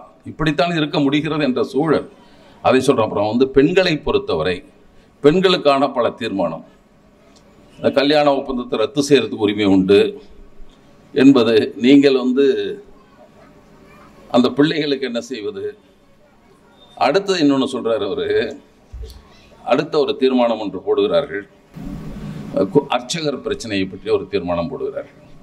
வணங்குவோருக்கும் வணங்கப்படுவதற்கும் மத்தியில், நாம கும்பிடுறது நமக்கு முன்னால் இன்னொன்று இருக்குது, மத்தியில் தரகரோ வேண்டியதில்லை. எதுக்குடா புரோக்கர் ஒருத்தன் எங்கள் அப்பங்கிட்ட நான் போய் கும்பிடுறேன், நீ என்ன படைச்சவன், நீ எதுக்கு புரோக்கர் நடுவில் வேண்டியதில்லை. பிற மொழியும் வேண்டியதில்லை. எங்கள் மொழியில் நாங்கள் சாமிகிட்ட பேசிக்கிறோம், நீ ஒன்றும் உன் பாஷையில் டிரான்ஸ்லேட் பண்ணி சொல்ல வேண்டியதில்லை. இந்த தீர்மானத்தை ஒன்று அப்போது போடுகிறார்கள். அடுத்தது வந்து கல்வி கற்பதற்கு எந்த இந்தியை படிப்பது என்பது நமக்கு இழிவை தருகிற காரணத்தால் இந்தி பாடத்தை யாரும் ஏற்றுக்கொள்ளக்கூடாதுன்னு போடுறாங்க. 29ல் தீர்மானம் போடுறாங்க. எதற்கு இதையெல்லாம் சொல்ல வரேன்னா, இன்றைய திராவிட ஆட்சி எதை செய்து கொண்டிருக்கிறது என்பதை சொல்லுவதற்காக. அடிக்கல் நாட்டப்பட்டது அங்கிருந்து தொடங்குது. அதில் தான் பெண்களுக்கு சொத்துரிமை என்பதற்கான ஒரு தீர்மானம். அப்போ பெண்களுக்கு இருந்த உரிமை என்னன்னா, தத்தெடுக்க முடியாது. கணவன் செத்து போயிட்டான், பையன்ல குழந்தை, அம்மா அந்த மனைவி சரி ஒரு குழந்தை தத்தெடுக்கலாம் எடுக்க முடியாது. சரி, கணவனும் மனைவியும் இருக்கிறப்பயே ஒரு பெண்ணை தத்தெடுக்கலாம்னு எடுக்க முடியாது. பெண்ணை தத்தெடுப்பதற்கு சட்டத்தில் உரிமை கிடையாது. பையனை தான் எடுக்கணும், அவன் தான் வாரிசு. பொண்ணு அப்படி வாரிசு ஆகுவா என்பதாக அவர் கருத்து. இப்போ பெண் எடுக்க முடியாது, பெண்ணை எடுத்துக்கொள்ள முடியாது, பெண்கள் மீது எந்த சொத்துக்களும் வைத்திருக்க முடியாது, எந்த சொத்துக்களும் வைத்துக் கொள்ள முடியாது. இந்த கட்டத்தில் தான் ஒரு தீர்மானங்கள் போடுகிறார். இப்போதான் நம்முடைய முதல்வர் அறிவித்திருக்கிறார், பெண்கள் பெயரில் நிலங்கள் வாங்கப்பட்டால் பதிவு கட்டணத்தில் 1 விழுக்காடு குறைத்துக் கொள்ளுகிறோம். ஆண்களுக்குன்னா 11ன்னா உனக்கு 10 தான், 1 விழுக்காடு குறையும். பெண்கள் பேரில் சொத்து வாங்கு, உனக்கு என்ன செலவு கம்மியாயிரும். ஒரு எப்படியும் பண்ண ஒரு 50,000 குறைஞ்சா மகிழ்ச்சி தானே. மனைவி பேரில் பண்ணியா, புள்ள பேரில் பண்ணியா, இதுதான் நோக்கம். அது வெளிப்படையாக சொல்லலனா கூட பெண்கள் பெயரில் சொன்னால் 1% குறைச்சிக்கிறோம் கட்டண பதிவு. இப்போது சொல்லியிருப்பதனுடைய அடிப்படையும் அங்கிருந்து தோன்றியது என்பதற்காக சொல்லுகிறேன். எனவே இந்த இடத்திற்கு தொடர்களே இப்போ நாம் அதிலிருந்து பார்க்கிறோம். இப்போ நாம் சில செய்திகளை நாம் பேச வேண்டியதாக இருக்கிறது. நம்மிடம் செய்து வைக்கப்பட்டதை இப்போ பெரியார் சொன்னார், உங்கள் வேலை என்ன? இல்லைங்க, அவன் கெடுத்ததெல்லாம் சரி பண்ணுறது தான் எங்கள் வேலை ஒரு முறை. ஏன்னா நமக்கு முன்னால் பலவற்றை சொல்லி வச்சுருப்பான். அவன் எத்தனை பொய்களை, ஒன்று சங்கர மடத்தில் போகிறதான் தானா ஒரு மட, அதுக்கு இந்து பத்திரிகையில் விளம்பரம் கொடுத்துருந்தான். சங்கர மடத்தில் எந்த காலத்தில் இருக்குன்னா, கிமு 482 இயங்கி வருகிற இந்த காஞ்சி சங்கர மடத்திற்கு இவர் 71வது சங்கராச்சாரியாக பதவி ஏற்கிறார் என்பதற்கு ஒரு விளம்பரம் இந்து பத்திரிகையில் ஆங்கிலத்தில் கொடுத்துருந்தான். ஆனால் உண்மை என்னன்னா, ஆதிசங்கரர் பிறந்ததே 788 தான், கிபி 788. இவன் சங்கரம் அடையதுக்கு அப்பயே தொடங்கினான்னு தெரியல. அது பொய்னா கலக்கையெல்லாம் போய் பேசுவானுங்க. இதுக்கு முந்தைய ராமர் பாலம் வந்தப்போ அப்படிதான் சொன்னான். 12,75,000 வருஷத்துக்கு முன்னால் கட்டப்பட்ட பாலம் ராமவ பாலம் சொன்னான். அப்போ நம்முடைய அறிஞர்கள்லாம் சொன்னார்கள், பேலியோ ஜியாகிரபின்னு ஒன்று இருக்கு, தொல் புவியியல். அவங்க சொன்னாங்க, கிமு 18ஆம் நூற்றாண்டு வரைக்கும் இந்தியாவுக்கும் இலங்கைக்கு நடுவில் கடலே இல்லை, அப்போ தண்ணி இல்லை. இப்போ இருந்தோட 117 மீட்டர் குறைவான மட்டம் தான் கடல் மட்டம். அதுக்கப்புறம் கடைசி பனியூழி காலம் என்று சொல்லுவார்கள், லாஸ்ட் கிளேஷியல் மேக்சிமான்னு சொல்லுவாங்க. அப்போ தான் பனி உருகி கடல் மட்டம் உயருது. அப்போ ஏன்டா அங்கே தண்ணியே இல்லையாடா, கடலில் எதுக்கிட்டா பாலம் கட்டினாராம 12.25 லட்சம் வருஷத்துக்கு முன்னால்? மனிதர்கள் தோண்டியே 1 லட்சம் ஆண்டுகள் தான் ஆச்சு. அப்படியே கணக்கு இல்லாமல் பொய் பேசுவானுங்க. இந்த பொய்யெல்லாம் சரி பண்ணுறதுக்கு நமக்கு நேரம் நிறையா இருக்கு, தேவைப்படுது. இதெல்லாம் இல்லைடா பொய் சொல்கிறான்னு சொல்லி அந்த பொய் இல்லைப்பா இதுதான் உண்மைன்னு சொல்கிறதுக்கு நமக்கு எவ்வளோ நாள் எடுக்குன்னா இந்த சிக்கல் தான். இப்படித்தான் நம்மிடம் கதை பேசிக்கொண்டே இருந்தார்கள். நாங்கள் தான் முன்னே எங்கள் ராஜா பண்ணார், எங்கே பண்ணார்னு என்னென்னமோ கதை எழுதுவான். சங்கர மடம் ஆதிசங்கரர் தோண்டி 800ல் பிறந்தான், 820ல் சாகரார் இருந்தாள். ஆனால் இவன் சொல்கிறான் கிமு 482 மடம் இருக்குதுங்கிறான். எதுக்கு மடம் வச்சுருந்த? ஆதிசங்கரனே இல்லை, அவன் படைச்சதே 4 மடம் தான். காஞ்சி சங்கர மடம் மடமே கணக்கில் இல்லை. இந்த இந்து மதம் எங்கேயே போகிறதுன்னு இந்த அக்னி கோத்திரம் தாத்தாச்சி அவர் புத்தகம் எழுதியிருக்கார். ஒரு முறை சங்கராச்சாரி கொடுத்து ஒரு போயிருக்கிறார், உள்ளே விடமாட்டேன்றான். நீ சங்கராச்சாரி கிடையாது. இதுக்கு முந்தி ஒருத்தர் தான்ல, ஜெயேந்திரனுக்கு முந்தி ஒருத்தர் தான். அவன் என்னமோ இல்லை, இவன் விஜயேந்திரன், அவன் ஜெயேந்திர சரஸ்வதி அப்புறம் தான். அந்த ஆள் போயிருக்கிறான், உள்ளே விடமாட்டேன்ட்டாங்க. அதப்பறப்பா நீயும் ஒரிஜினல் மடம் கிடையாது, நாங்கள் 4 பேர் தான், சிருங்கேரி, பூரி, பண்டரிபுரம், இவங்க நாங்கள் தான் 4 பேர் தான் மடம். காஞ்சி சங்கர மடம் சங்கரர் உருவாக்குனதில்லை, வெளியே போன்ட்டான். ஆனால் இவன் சொல்கிறான் சங்கரால் உருவாக்கப்பட்ட மடம்னு வேற எழுதியிருக்கான். அதில் சங்கரரே உண்டாக்குனதான். 758 பிறந்தவன் கிமு 482 மடம் கட்டினானான். இதையெல்லாம் நம்மிடம் சொல்லி நம்ப செய்திருந்தார். நம்ம பல பேர் நம்பிக்கிட்டு இருந்தான். நம்ம ஆள் வடிவேல் சொல்லுவார், சிவப்பா இருக்கும் பொய் சொல்ல மாட்டான்னு, ஐயர் பொய் சொல்ல மாட்டார்னு நம்மால் நினச்சிட்டு இருந்தான். அவன் பொய்யே தான் சொல்லுவான்னு சில பேர் தான் புரிந்து கொண்டார்.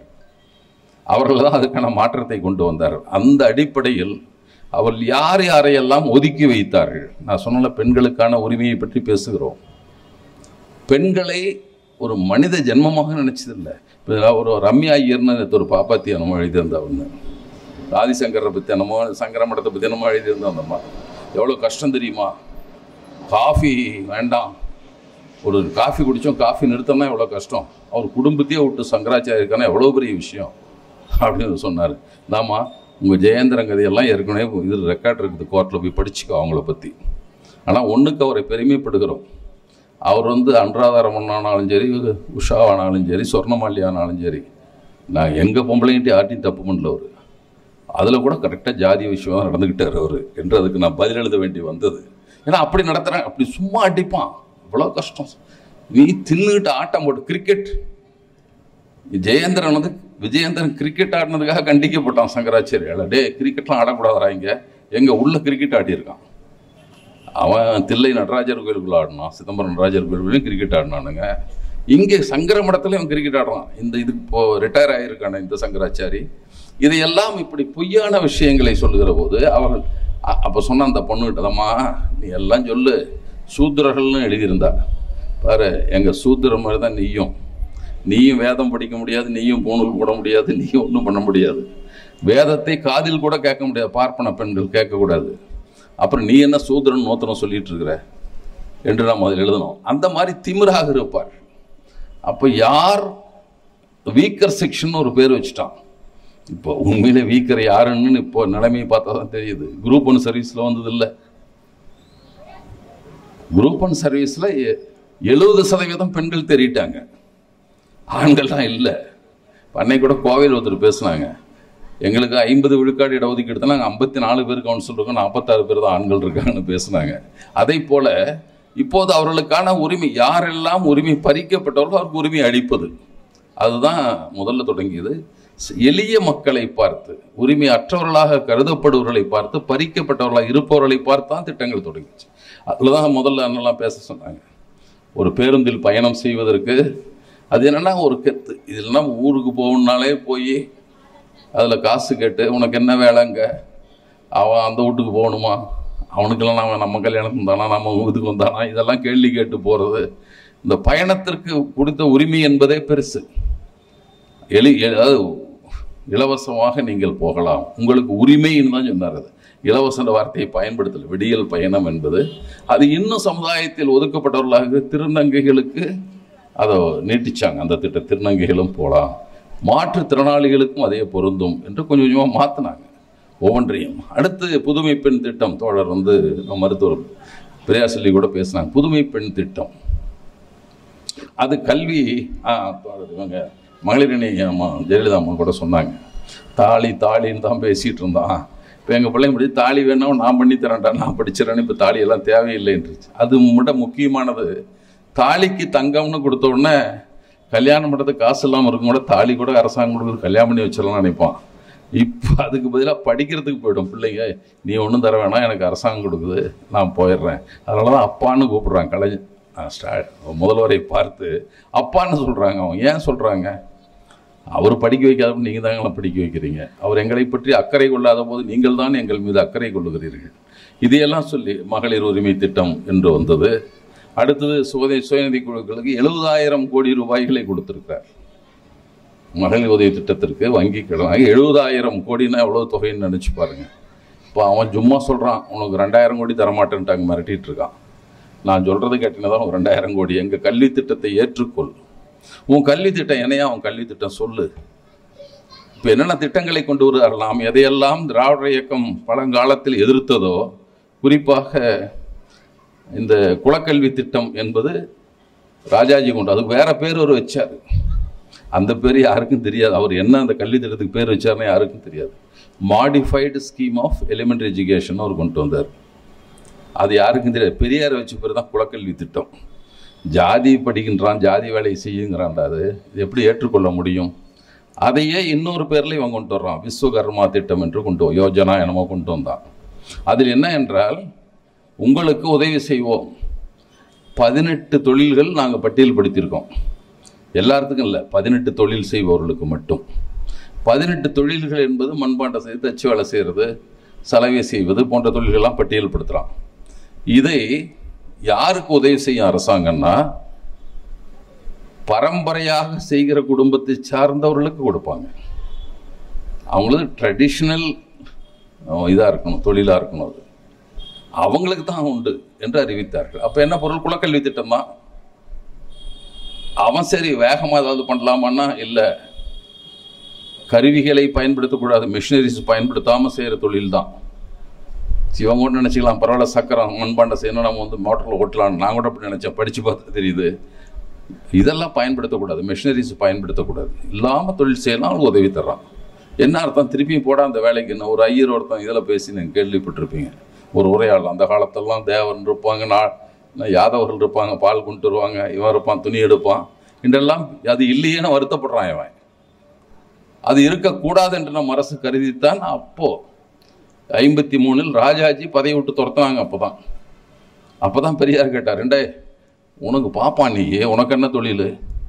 நீ போய் வேதம் சொல்லு, போது கோயிலில் போய் பூஜை பண்ணு, உனக்கு என்ன முதலமைச்சர் வேலைன்னு பெரியார் கேட்டார். நீ உனக்கு என்ன அங்கே வேலை? ராஜாஜி கேட்டார். போனார். அப்போ தான் எல்லோரும் கத்தியை வைத்து கொள்ளுங்கள், நான் சொல்கிறனால போய் அக்கிரகத்தை நெருப்புவீங்க, தப்பிச்சவங்க குத்துங்க என்று பெரியார் பேசியதெல்லாம் அப்போது தான். கோபத்தில் பேசுனது சொல்லிட்டு சொன்னார், நான் ஒரு நாள் சொல்லுவேன் அன்னைக்குன்னாரு. சாகிற வரைக்கும் நாள் சொல்லவும் இல்லை, ஒன்றும் இல்லை, அவர் செத்து போயிட்டார். ஆனால் இவங்க பாப்பாலாம் போய் நெருக்கடி கொடுத்தான். ஐயோ உன்னால எங்கே வேலை கட்டுவேன், போயா நீ கொஞ்சம், நீ இறங்கியா கீழே. அப்புறம் தான் காமராஜர் ஆட்சிக்கு வந்தார். பள்ளிக்கூடங்களை மூடினார். நம்ம கல்வியை பறிப்பதில் கண்ணாக இருப்பார்கள். முதல்ல 37 ஆட்சிக்கு வந்தான். முதல் தேர்தல் அப்போதான் நடந்து முழுமையான அரசாக வந்தது. 35 ஆக்டின் படி 37 நடந்த தேர்தலில் தான் ராஜாஜி ஆனார், முதலமைச்சர் ஆனார். ராஜாஜி முதலமைச்சராகி அவர் பண்ண வேலை, போதிய வருமானம் இல்லை என்று சொல்லி, வருமானம் குறைவாக இருக்குது, அதனால் கிராமப்புற பள்ளிக்கூடங்களை மூடுகிறேன் என்ற. நகரத்துக்கு பள்ளிக்கூடம் மூடல, அவன் எப்படியா படிச்சுக்குவான். ஆனால் கிராமத்தில் நம்ம பிள்ளைங்க படிக்கிற பள்ளிக்கூடம் தான் மூடனா. அப்போ வந்து 2600 பள்ளிகளை மூடினார். அப்புறம் இந்திய எதிர்ப்பு போராட்டத்தில் வெளியே போனார், எல்லாம் போச்சு, வெளியே போனார். திரும்ப 52 தேர்தல், நம்ம அரசியல் சட்டம் எழுதப்பட்டு முதல் தேர்தல் 52. அப்போ வந்து ஐக்கிய முன்னணி அமைத்து தேர்தல் போட்டியிடுகிறார்கள். காங்கிரஸுக்கு எதிரான கட்சிகள், கம்யூனிஸ்ட் கட்சி எல்லாம். 352 இடங்கள்ல அவங்க ஜெயிச்சது வந்து 112 இடங்கள்ல நம்ம தான் காங்கிரஸ் ஜெயிக்குது. ஆனால் அவர் தான் முதலமைச்சர் ஆகிறார், காங்கிரஸ் தான் ஆட்சி அமைக்குது. இந்த பிஜேபியிலே நீ காங்கிரஸ் செஞ்சிருக்குது. எப்படா நீ மெயினாக உங்கள்கிட்ட ஆளே இல்லையே. அதெல்லாம் ராமசாமி படையாச்சி விட்டு மந்திரி தரனா அவர் கட்சியை கழிச்சிட்டு வந்துட்டார். மாணிக்கவேல் நாயக்கரை கூப்பிட்டு சபாநாயகர்னார், அவங்க கட்சியை கழிச்சிட்டு வந்துட்டான். எல்லாத்தையும் சேர்த்து ஆட்சி அமைச்சிட்டார் ராஜாஜி. அப்போது 6000 பள்ளிக்கூடங்களை, கிராமப்புற பள்ளிக்கூடங்களை மூடினார். இருந்ததே 10,000 பள்ளிக்கூடம் தான் இருந்திருக்கும். அப்போ 6000 மூடினார். இப்போ நம்முடைய கல்வியை பறிப்பதில் குறியாகவே இருந்தார்கள். நம்முடைய ஆட்சிகள் எல்லாம் கல்வியை கொடுப்பதில் குறியாக இருந்தார்கள். இதுதான் வேறுபாடு, ரெண்டுக்கும் வேறுபாடு. கல்வி யாருக்குன்னா எளிய மக்களுக்கு, கிராமப்புற மக்களுக்கு, உழைக்கும் மக்களுக்கு, அவர்களுக்கு கல்வி போய் சேரட்டும். படிக்கிறோம், படிச்சுட்டேனோ பண்ணிட்டாங்கலாம், இவங்களுக்கு போய் சேரணும். இதுதான் அவருடைய கொள்கையாக இருந்தது. அப்போ மூடின பள்ளிக்கூடங்களை காமராஜர் வந்து 6000 பள்ளிக்கூடங்களை திறந்து 12,000 பள்ளிக்கூடங்களை எக்ஸ்ட்ரா திறந்தார் அவர். இப்போ தான் கல்வி வள்ளல் காமராஜர் என்று பெரியார் பாராட்டினார். நீ எல்லாம் எங்களுக்கு இப்படிலாம் பண்ணிட்டானேப்பா என்று சொல்லி பேசினார்கள். இதை மாற்றி அவர்கள் செய்கிறார். இப்போது அது மட்டும் இல்லை, உங்களுக்கு ஒரு வடநாட்டு ஊடகம் ஒன்று இருக்குது. அப்போ பிடிஆர் தியாகராஜன் அவர் வந்து ஒரு பேட்டி கொடுத்தார். வடநாட்டு ஊடகம் ஒன்று கேட்டது போது, கல்வியில் நீங்கள் வளர்ந்திருக்கிறீர்கள் சரி, ஆனால் அந்த அளவுக்கு தகுதியில் வளரவில்லை என்று கேட்கிறாங்க. ஆமாம் உண்மைதான் அப்படின்னு சொல்கிறார். உண்மைதான், நாங்கள் வந்து போதிய உலக அளவிலோடு ஒப்பிடுற அளவுக்கான கல்வி எங்களுக்கு இல்லை, கொஞ்சம் இதாக தான் இருக்கும். ஆனால் அதை நாங்கள் சிறப்பாக அவனுக்கு பயிற்சி கொடுத்து அவர்களை அவங்கள வந்து ஸ்கில் டெவலப்மெண்ட்டுக்கான நாங்கள் உதவிகளை செய்வோம்னு தொடக்கத்தில் ஆட்சி இந்த இவருடைய தலைமையில், ஸ்டாலின் தலைமையில் ஆட்சி அமைந்த தொடக்கத்தில் அவர் சொன்னார். அதற்கு ஆரம்பிக்கப்பட்டது தான் தமிழ் புதல்வன் திட்டம். அதில் வந்து எல்லாருக்கும் மன்னிக்கணும், நான் முதல்வன் திட்டம். அந்த திட்டத்தில் தான் எல்லோருக்கும் பயிற்சி. இப்போது எஸ்எஸ்சி இந்த ஸ்டாஃப் செலெக்ஷன் கமிஷன் இருக்குது, மத்திய அரசு பணிகளுக்கு தேர்வு எழுதுவது. இப்போ நம்மளாம் எல்லாமே போயிட்டான். அதில் ரயில்வேக்கான தேர்வு இப்போ பயிற்சி கொடுத்து கொண்டு இருக்கிறார். அவங்களுக்கு ஸ்டைபண்ட் தர்றாங்க. யூபிஎஸ்சி தேர்வு, ஐஏஎஸ்க்கான ஐபிஎஸ் போன்ற தேர்வு, அதற்கு அவர்களுக்கு வந்து 25,000 ரூபா கொடுத்தது மட்டும் இல்லாமல் இன்டர்வியூக்கு போகிற 25,000, இதுக்கு மெயினுக்கு போகிறப்ப 50,000 கொடுத்து தேர்வு எழுத வைக்கிறார்கள். இது தமிழ்நாடு அரசு செய்தது. இப்போ நம்மால் எவ்வளோ பேர் இப்போ தான் கூடி இருக்குதுன்னு பெர்சன்டேஜ் எல்லாம் போட்டு நீங்கள் பார்த்துருப்பீங்க. இப்போ தான் ஐஏஎஸில் அதிக எண்ணிக்கையில் தமிழ்நாட்டிலிருந்து வெற்றி பெற்று இருக்கிறார்கள். இது நம்மளுக்கு ஸ்கில் டெவலப்மெண்ட் தர. அதே மாதிரி தான் பயிற்சிகள், பிஇ படித்தவனுக்கு பயிற்சி கொடுக்குறாங்க. ஏன்னா நம்ம பையனுக்கு 2 சிக்கல் இருக்கும். நான் என்னுடைய தோழர்களுடைய பையனுக்காக முயற்சி பண்ணேன். ஐடியில் வந்து அவன் முடிச்சிட்டான், பிஇ நல்ல மதிப்பெண் பெற்று முடித்து விட்டான். ஆனால் இன்டர்வியூவில் போய் அவனால் பேசவே முடியல. நான் யார்கிட்ட பரிந்துரை செஞ்சேனோ அவர் சொன்னார், அவன் என்னை விட நிறைய விஷயம் தெரிஞ்சிருக்கான்னா, இன்டர்வியூவில் போனால் வாயை மட்டும் திறக்க மாட்டேங்கிறான்னா. இதுதான் அவனுக்குள்ள பிரச்சனை. அதற்காக அவனுக்கு பயிற்சி தர வேண்டி இருக்கிறது. பயிற்சி கொடுத்தார்கள். இப்போ எல்லாத்துக்கும் பயிற்சி கொடுக்கலாம். போகிற நிறைய பேர் அந்த துறைக்கு போகிறார்கள். அப்படி தயாரிப்பது. இப்போது அசீம் பிரேம்ஜி என்ற ஒரு பல்கலைக்கழகம், முதலின் பெரும் முதலாளிகளில் எல்லாம் பாப்பாமா பனியாக்களும் பார்ப்பனர்களும் தான். 2 பேர் தான் வேற ஆளுங்க இருந்தாங்க. இப்போ நம்ம சிவநாடார் சேர்ந்துக்கிட்டாரு. ஆனால் அதற்கு முந்தைய இருந்தவங்க 2 பேர் தான். நூசில் வாடியான்னு ஒருத்தர் இருந்தார், பாம்பே டேயிங், ஜின்னாவனுடைய பேரன் அவர். இன்னொன்று அசீம் பிரேம்ஜி, விப்ரோ நிறுவனத்தினுடைய தலைவர். இவங்க 2 பேர் தான் இஸ்லாமியர்கள் பெருமுதலாளிகள் பட்டியலில் இருந்தவங்க. மற்ற எல்லாம் அவனுங்க தான். அந்த அசீம் பிரேம்ஜி பல்கலைக்கழகம் அதில் வந்து ஒரு சிறந்த பல்கலைக்கழகமாக நடத்தி கொண்டு இருக்கிறார்கள் அவங்க. அதில் சேருவதற்கு பயிற்சி கொடுத்தாங்க, எப்படி போய் அட்டென்ட் பண்ணுறதெல்லாம். அதற்கு போய் அவர்கள் வந்து 18 பேர் தேர்ச்சி அடைஞ்சு போய் அதில் சேர்ந்தாங்க. அப்போ அரசு சொல்லியது, உங்களுக்கான கல்வி கட்டணத்தை நாங்கள் செலுத்திக் கொள்ளுகிறோம் என்று அனுப்பினார்கள். அசீம் பிரேம்ஜிகார சொன்னால், அரசு இவ்வளவு சேரிங்க, அவங்களுக்கு சம்பளமும் வேண்டாம், ஹாஸ்டல் ஃபீஸ் சொன்னால் நாங்கள் நடத்திக்கிறோம். 18 பேர் இலவசமாக படிக்கிறார். அந்த யூனிவர்சிட்டியில் அவங்க கல்வி முடிக்கிற வரைக்கும் அவங்களுக்கு கல்வி கட்டணமும் இல்லை, விடுதி கட்டணமும் இல்லை. நாங்கள் படிக்க வச்சுக்கிறோம். அரசு ஏன் செலவு பண்ணுறோம்? இன்னும் மாணவர்கள் இருந்தாலும் நாங்கள் ஏற்றுக்கொள்ள தயாராக இருக்கிறோம். அவ்வளோதான். அவன் வந்து மார்க் ஷீட்டு கேட்காத ஒரு பல்கலைக்கழகம். நேராக இன்டர்வியூவில் பேசுறதை வச்சுட்டு தான் ஆளை சேர்த்துக்குவோம். அவ்வளோதான். உள்வாங்குகிற சக்தி இருக்கிறதா அதை மட்டும் பார்க்குற ஒரு பல்கலைக்கழகம். அதற்கு தமிழ்நாடு அரசு அனுப்புது. இது வரைக்கும் நம்ம பையனா கனவு கண்டிருக்க மாட்டான், அந்த பள்ளிக்கெல்லாம் போக முடியும்னு நினச்சிருக்கவே மாட்டாங்க. அந்த கல்லூரியில் போய் உள்ள நுழைவு நினச்சிருக்க மாட்டாங்க. இப்போ போக கொண்டிருக்கிறார்கள். இது வந்து மெல்ல மெல்ல இந்த 4 ஆண்டுகள் 5 ஆண்டு ஏது 4 ஆண்டுகள் அடைந்திருக்கிற மாற்றம். அப்படி ஒவ்வொன்றும் பலவற்றை சொல்லி போகலாம். கலைஞரை பற்றி சொன்னாங்கல்ல, வந்து கலைஞருக்கு ஒரு வேளை நம்மளாம் கண்ட இங்கேயே பேசியிருக்காங்க. அப்போ திருவாரூர் தங்கராஜ் அவர்கள் கொஞ்ச நாள் திராவிடம் பிரிஞ்சிருந்த போது அவர் எம்ஜிஆரோட கொஞ்ச நாள் கூட இருந்தார். மேட்டூரில் ஒரு கூட்டம். சரி, தங்கராஜ் வந்து மிகச்சிறந்த பேச்சாளர், நான் அறிந்ததில் மிகச்சிறந்த பேச்சாளர் அவர் தான். போகணும் அவங்களுக்கு பேசுகிறப்ப சொன்னார் அவர், வந்து கலைஞர் இப்போ வருத்தப்படுவார், அடாடா எம்ஜிஆர் ஆட்சியில் நான் பிறக்காமல் போயிட்டோமே. அப்போல்லாம் எஸ்எல்சிக்கு 3 அட்டம்ப்ட் தான், ஃபெயிலானது தான், அதுக்கு மேலே எழுத முடியாது. இவர் எம்ஜிஆர் தான் சொன்னார், எத்தனை அட்டம்ப்ட் எழுதலான்னு கொண்டு வந்தார். இப்போ கலைஞர் வருத்தப்படுவார் அப்படின்னு சொன்னார். அப்போ என்ன கிண்டலாம், நீ எஸ்எல்சி தானே படிச்சிருக்கிற, உனக்கு என்ன தெரியுங்கிற மாதிரி. இந்தியாவில் எவன் டைடல் பார்க்க பற்றி யோசித்தான்? இப்படி ஒரு துறை வரும், இதில் ஏராளமான பணி வாய்ப்புகள், அதனால் பெரிய வருமானம் கொடுக்குற வெளிநாடுக்கு செல்கிற வாய்ப்புள்ள ஒரு தொழில்துறை ஒன்று உருவாகி வரும் என்பதை முதல் கவனித்தவர் யார்? கலைஞர் தான். டைடல் பார்க்கும் கட்டி, அதற்குன்னு கட்டடம் கட்டி, அதற்கான ஏற்பாடுகளை கட்டுமானங்களை உருவாக்கி தந்தார். மற்றவங்க யாரும் நினைக்கலையே. அதை விட ஒரு சிறப்பு தொடர்களே, இரத்த நாளத்தில் செய்கிற அறுவை சிகிச்சை, அதற்கான கல்வி இந்தியாவிலேயே கிடையாது. கலைஞர் ஒரு முறை வெளிநாட்டுக்கு போயிட்டு இருந்தோம்னால இங்கே நினைக்கிறார், நம் கல்லூரியில் ஆரம்பிப்போன்னு முதல்ல ஒரு பல்கலைக்கழகம் மருத்துவக் கல்லூரி மட்டும் ஆரம்பிக்கிறார் முதல்ல. அதில் மட்டும் இப்போ அமலவர் பொன்னாதன் அடிக்கடி விவாதங்கள்லாம் வருவார். மருத்துவர் டாக்டர் அமலவர் பொன்னாதன்ட்டு அவர் வந்து அரசுக்கு ஆதரவான செய்திகளை பேசுவார். அவர் இடதுசாரி சிந்தனையாளர். அவர் வந்து பேசுவார். அவர் நான் தான் முதல் பேட்சுங்கன்னு சொன்னார். அவர் தான் ஃபஸ்ட்டு பேட்ச் அதில் படித்தவர். அது மட்டும் இல்லை தோழர்களே, 4 மருத்துவக் கல்லூரி நம்ம வந்த பின்னால தான் வேறு மாநிலங்களில் அந்த கல்வி வந்தது. அது வரைக்கும் இல்லை. இந்தியாவை சேர்ந்த 100 மருத்துவர்கள் வெளிநாடுகளில் அந்த அறுவை சிகிச்சையில் இருக்கிறார்கள் என்றால் அதில் 60 பேருக்கு மேல் 70 பேருக்கு மேல் நம்ம ஆளுங்க தான், தமிழர்கள் தான். அதை விட சிறப்பு சொன்னார் தோழர். அப்படி இருக்கிற 70 விழுக்காட்டிலும் 2 பேர் மட்டும்தான் இடஒதுக்கீட்டு வரம்புக்குள் வராத ஜாதியை சேர்ந்தவங்க. மற்ற எல்லாம் பிசி எஸ்சி தான் தோழர். நம்ம ஆளுங்க இருக்கான், பிசிஎம் இருக்கான், பிசி தான் இருக்கான், எம்பிசி தான் இருக்கிறான். பூரா நம்ம ஆளுங்க தோழர். எல்லாம் மருத்துவர்கள்லாம் உலகில் இருக்கிற இந்திய மருத்துவர்களில் 70 விழுக்காடு அதில் இருக்கிறவங்கள 2 பேரை தவிர பூரா நம்மாளுன்னு சொன்னார். நம்மாள் என்பது பார்ப்பனர் அல்லாதவர்கள் நான் சொல்கிறேன். அவர்கள் தான் இருக்கிறார்கள். அப்போ இந்த மாற்றம் நமக்கெல்லாம் தெரியவே தெரியாது. அவர் சொல்கிற வரைக்கும் எங்களுக்கு தெரியாது. ஒரு நாள் இயல்பாக பேசிக்கிட்டு சொன்னார். திரும்பி இன்னொரு முறை கேட்டேன், நீங்கள் சொன்னீங்களே தொடர்னா அப்போ இந்த புள்ளி விவரங்கள்லாம் சொன்னார். அந்த 2 பேரையும் கூட சொன்னார். இவங்களை தவிர மீதி எல்லாம் நம்மளால தான் இருக்காங்க.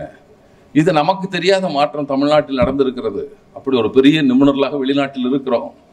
ஏன் இந்த சிந்தனை அவங்களுக்கெல்லாம் வருதுன்னா, இந்த பள்ளியிலிருந்து வந்தார்கள். நீதி கட்சி என்கிற அரசியல் ரீதியாக ஒழுக்க மக்களுக்கான உதவுகிற கட்சி, சுயமரியாதை இயக்கம் என்ற பெயரால் எழுந்த அந்த பார்ப்பன எதிர்ப்பு, அதற்கு காரணமாக இழிவுக்கு காரணமாகிற சாஸ்திரங்களை புறக்கணிப்பது போன்ற சிந்தனை கொண்டவர்களாக வளர்ந்தார்கள். அதனால யாரை பற்றியும் கவலைப்படல. ஆனால் அவங்க தான் அர்ச்சகர் பயிற்சி அனைத்து அர்ச்சகர். அவர் அண்ணாவை பற்றி ஒருவர் எழுதியிருந்தார். அண்ணா தன்னளவில் நாத்திகராகவும் கட்சி அளவில் மத சார்பின்னமாக மட்டும் இருந்துக்கிட்டாரே தவிர மத வெறுப்பாளராக மறுப்பாளராக தன் கட்சியை அவர் இது பண்ணல. இன்னும் சொல்ல போனால் நான் பெரியாரை கூட எடுத்துனேன். பெரியார் அவர் சொல்கிறாரு, எதுக்காக கடவுள் இல்லைன்னு சொன்னேங்கிறதுக்கு ஒரே ஒரு கொட்டேஷன். இந்த பெரியாரைத்தான் அவர்கள் பார்க்கிறார்கள். பார்க்கணும்னு நான் சொல்கிறேன். அவர் பெரியார் சொல்கிறார், என்ன கடவுள், எந்த கடவுளையும் நான் இல்லை என்று சொல்லுகிறேன்.